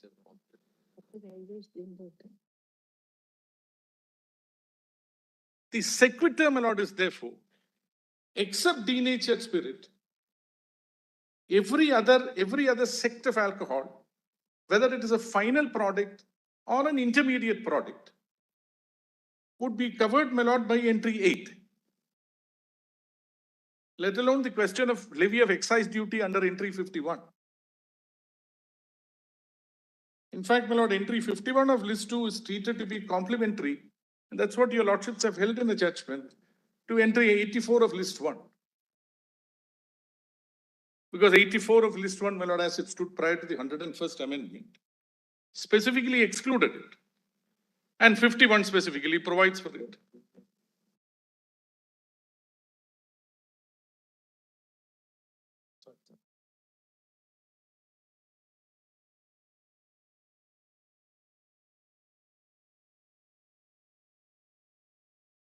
Spirit can come both under entry 24 list 2 and entry 33, list 3. No, my lords, the entry 34, list 2, 24. entry 24. Because if if denatured spirit is not part of intoxicating liquor according to you under entry 8, Yes. then the sequitur will be that, denatured spirit is governed by the schedule to the IDRA. If it comes under entry 24, then it becomes subject to 52. Yes. Right. So in which case it becomes part of item 26. If it does. Yes, yes, yes. Right. Yes, yes. If it does, it's directly governed by entry 33 of list 3. It's Yes. a product of an industry, Yes. the control of which is declared by Parliament to be Yes. in the Yes. public interest. Yes. In which case it would still be within the state's regulatory power until Parliament were to enact a law to the Yes. contrary. Yes. Yes. Until Parliament were to enact a law, my And lord, in terms of. ETNG also requires a notified order. It requires a notified order. There's no notified order. The little nuance which you are putting, I mean, not a little nuance, but the difference from what everybody else has argued is that according to you, denatured spirit is out of entry. Completely. But are you therefore arguing that Balsara is wrong? My lord, Balsara really did not consider the distinction. My lord, Balsara went into the question of virus of the provisions, my lord, which provided a restriction on the import of not rectified spirit, not denatured spirit, but liquor as such. And therefore, there was no occasion in Balsara, my lord, to consider the distinction. Not only that, my lord, prior to the constitution, all those local enactments, my lord, which Mr. Dwivedi has provided in his chart, all of them, my lord, also define, my lord, spirits as including denatured spirit, and the entirety of control of anything to do with alcohol, including denatured spirit, subject to correction, my lord, came within the province of the provincial legislature. It is only, my lord, when it came under the constitution. Sorry.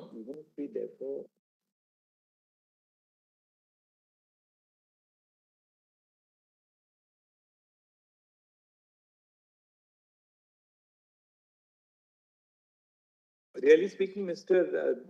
Giri, you are really in that sense arguing the second point, which Yes. Mr. Dwivedi. Alternative submission. Yes. But the alternate submission which he argued is your main submission, in the sense that you are saying that there is no substance in their first submission. Therefore, the alternate submission is your main argument. Saying that I'm not trying to take away anything from what they have argued. Not at all. That is something which your lordships will have to consider. Right, but for denatured spirit, Yes. your argument is directly contrary to what the others have argued before. In the sense, my lord, but it is not, my lord, in antagonism to that. It is not in antagonism to No, that. but you are saying that denatured spirit does not fall within entry 8. That's correct. Only denatured spirit. Only denatured. I'm saying, my lord, are distinct from 95% ENA, which is what is considered, my lord, in synthetics and chemicals. In fact, my lord, synthetics and chemicals need not have gone into the question of ENA or any other aspect, because the persons who had filed a petition were, my lord, distillers or were manufacturers of denatured spirit. And it was one, my lord, it was apparently because a license was not granted or some fee was remitted, some fee was demanded, that they had approached the High Court also, even in the first instance in 91. But then, my lord, then the court, my lord, probably because, as Mr. Gupta put it, probably because it was argued before them, that their lordships probably felt it necessary to go into these aspects. But otherwise, denatured spirit, according to me, stands completely separately. It's manufactured, my lord, it's manufactured with a process that is unique to it. There is no question of extracting alcohol from denatured spirit thereafter. Nothing. There's no question of comeback. Denatured spirit by itself is a product that cannot be, my lord, used for, and according to me, it cannot therefore come under 8, because it's not an intoxicating liquor. One cannot, my lord, treat the word intoxicating as a surplusage. Intoxicating liquor means it must be fit for human consumption. A denatured spirit is not.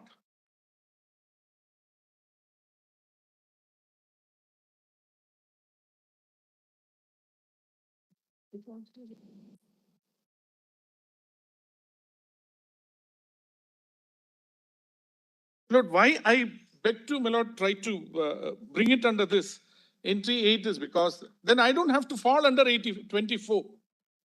And 24 may not take in anything which falls under 8. And if I don't fall under 24, my lord, I'm really not concerned with 52. think anything other than denatured spirit Yes. is something which is, we'll not say alcohol fit for human consumption, but alcohol for human consumption. Alcohol for human consumption. Which has the potential for human Yes, yes, consumption. yes, yes. My lord, there's So no, you are appealing for the state of Kerala. yes, yes. There's no rocket science, So- my lord, involved in Right. converting ENA, my lord, into, my lord, either country liquor or anything, my lord, which is Add normally the consumed. denature and that's all. Nothing, my lord, just add water to it. And then, my lord, for the purpose of labeling it in different, my lord, very attractive bottles, you either add caramel, then it becomes rum, you add malt, then it becomes whiskey, and then the others, I don't know. Mr. Giri, it's your theoretical analysis of the subject, we resume, therefore. I'm saying I'll go by what Mr. Datar has provided in his chart. At page 12 of his written submissions, he has provided, this is how You it. clarified by Mr. Datar has provided in his chart, not what Mr. Datar has provided. No, my lord, I use the word chart.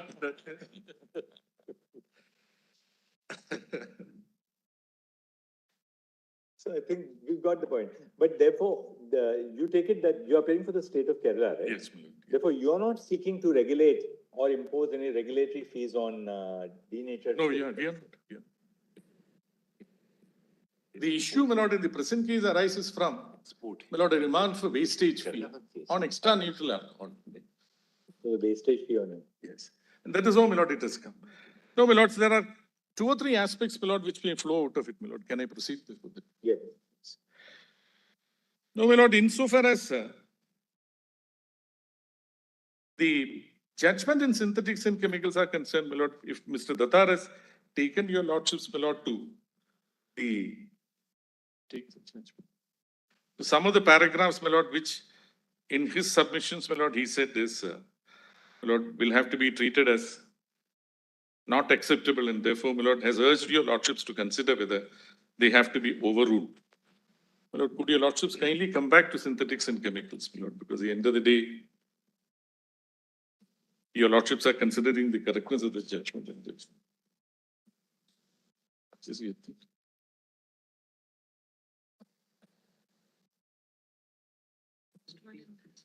Mhm.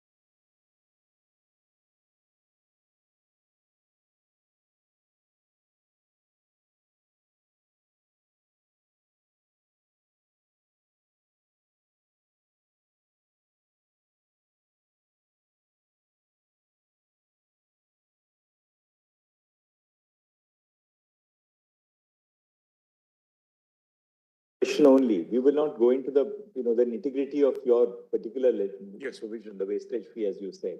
Yes. Sorry, I'm sorry, but I didn't catch you. No, I mean, we need not go into state-specific legislation here. We are. No, we need not. We need not. This is only, my lord, this is an additional string to the bow, if your lordships would kindly consider it that way. Without taking away anything, my lord, from the broad sweep of the argument which Mr. Dwivedi had made, that the alcohol which is mentioned in entry 8 would cover everything, every variety of alcohol. In my Other than denatured spirit. In my respectful submission, it cannot include denatured spirit, my lord, because entry 8, my lord, makes it intoxicating liquor.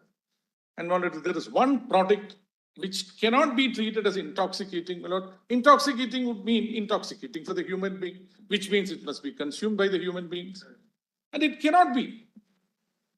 There is no process by which a denatured spirit can be made into, my lord, consumable alcohol, as it were, or potable alcohol, as it were. Correct. And therefore, my lord, entry 8 will have to exclude that. Except that, if every other variety is therefore included in entry 8, my lord, the sequitur in my most respectful submission, forgive me for repeating, my lord, I don't have to concern myself with entry 24. And if I don't have to concern myself with an entry 24, then really speaking, my lord, I don't have to concern myself with 25 or 27. Because that is every aspect of it is, my lord, covered by entry 8.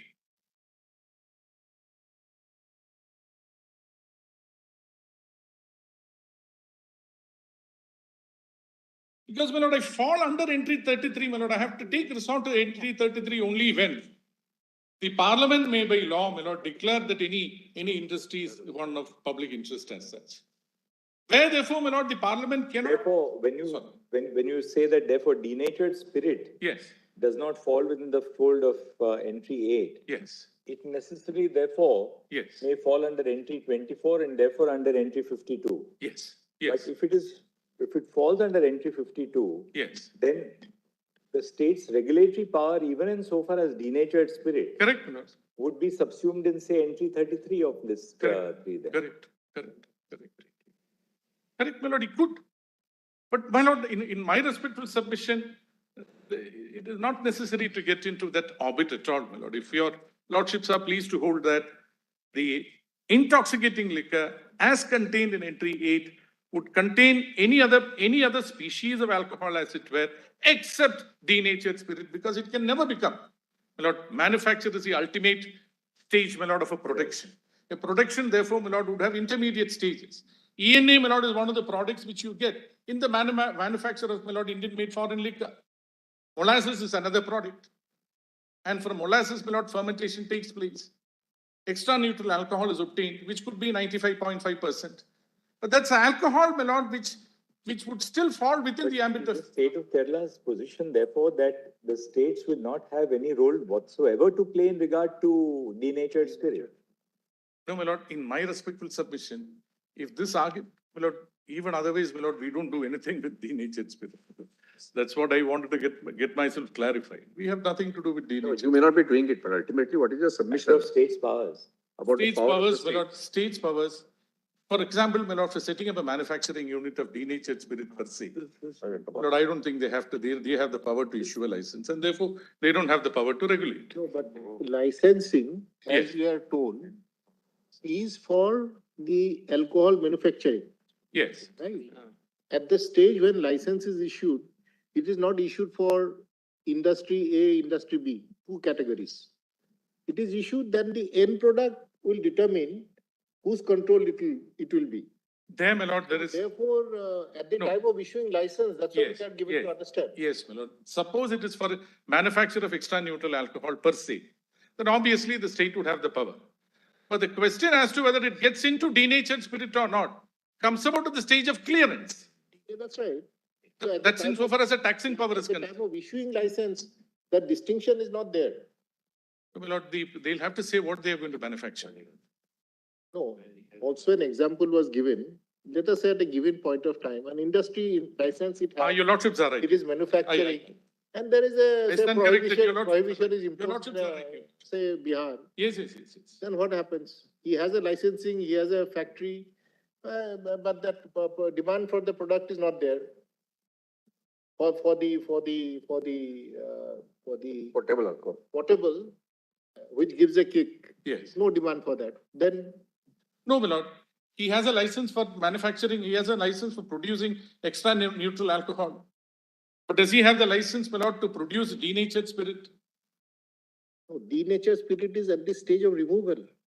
No, denatured spirit is also a There product is of. also a levy, we are told, or at the stage of denaturing, you are imposing a fee that now you are putting denatured elements. That's only they say that that's at the stage of clearance.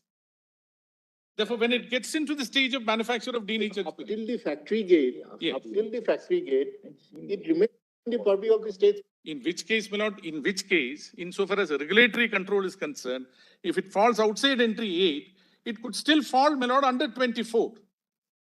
In which case it will be subject to, my lord, to entry 33, 52 and entry 33. My lord, I really don't have to go to that extent, my lord, insofar as all other varieties of liquor except denatured spirit is concerned. It's only for that purpose that I see. But what fell from your lordships that the fact that it doesn't fall under entry 8 does not completely take it out of the purview of list 2. Your lordships are right. It could then fall under entry 24. You say it's an industry. If it falls under entry 24, my lord, it is then subject to entry 52 of list 1. If it is subject to entry 52 of list 1, then it is subject to entry 33 of list 3. In which case, my lord, possession, transport, and all those things, my lord, could come under the regulatory control of the state as well. I'm saying, my lord, I'm taking it from the point of view of exclusion, my lord. Except denatured spirit, all other varieties of alcohol would come under, and we are really concerned with intoxicating liquor fit for human consumption in this. For human consumption. My lord, my attempt is only this. Bring it under entry 8, then I don't have to come and I don't have to bother with entry 24. If I don't have to bother with entry 24, then I'm not bothered with entry 51 also. And then, my lord, entry 33 of list 52 also, my lord. Then I don't have to bother with entry 33, my lord, of list 3. For all varieties of alcohol, which would come under the broad category of intoxicating liquor, under which rectified spirit will never, I'm sorry, my lord, denatured alcohol will never come under. The other sequitur, the other consequential question, would your lordship then say denatured spirit is completely taken out of the purview of list 2? No. The lordships are right. The lordships are right. But I really don't have to labor on that because in my respectful submission, my regulatory control is on the question of, my lord, the potable or intoxicating liquor, which is fit for human consumption. That's all, Mr. Giri? No, my lord, I need another 15 minutes. All right, 15 minutes, and then now we're only left with Mr. Shadan Farah, sir. Mr. Balbir Singh was in.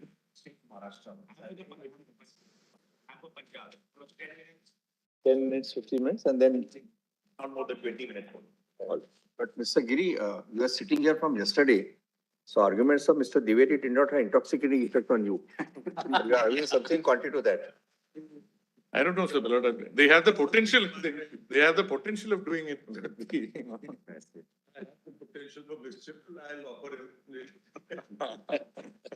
So, Mr. Giri, you are suggesting that entry 8 gets kicked in only when the liquid has the potential to give a kick. Give a kick.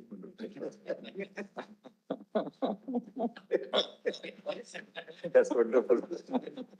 Look, that's another facet of constitutional interpretation. Really put. Great.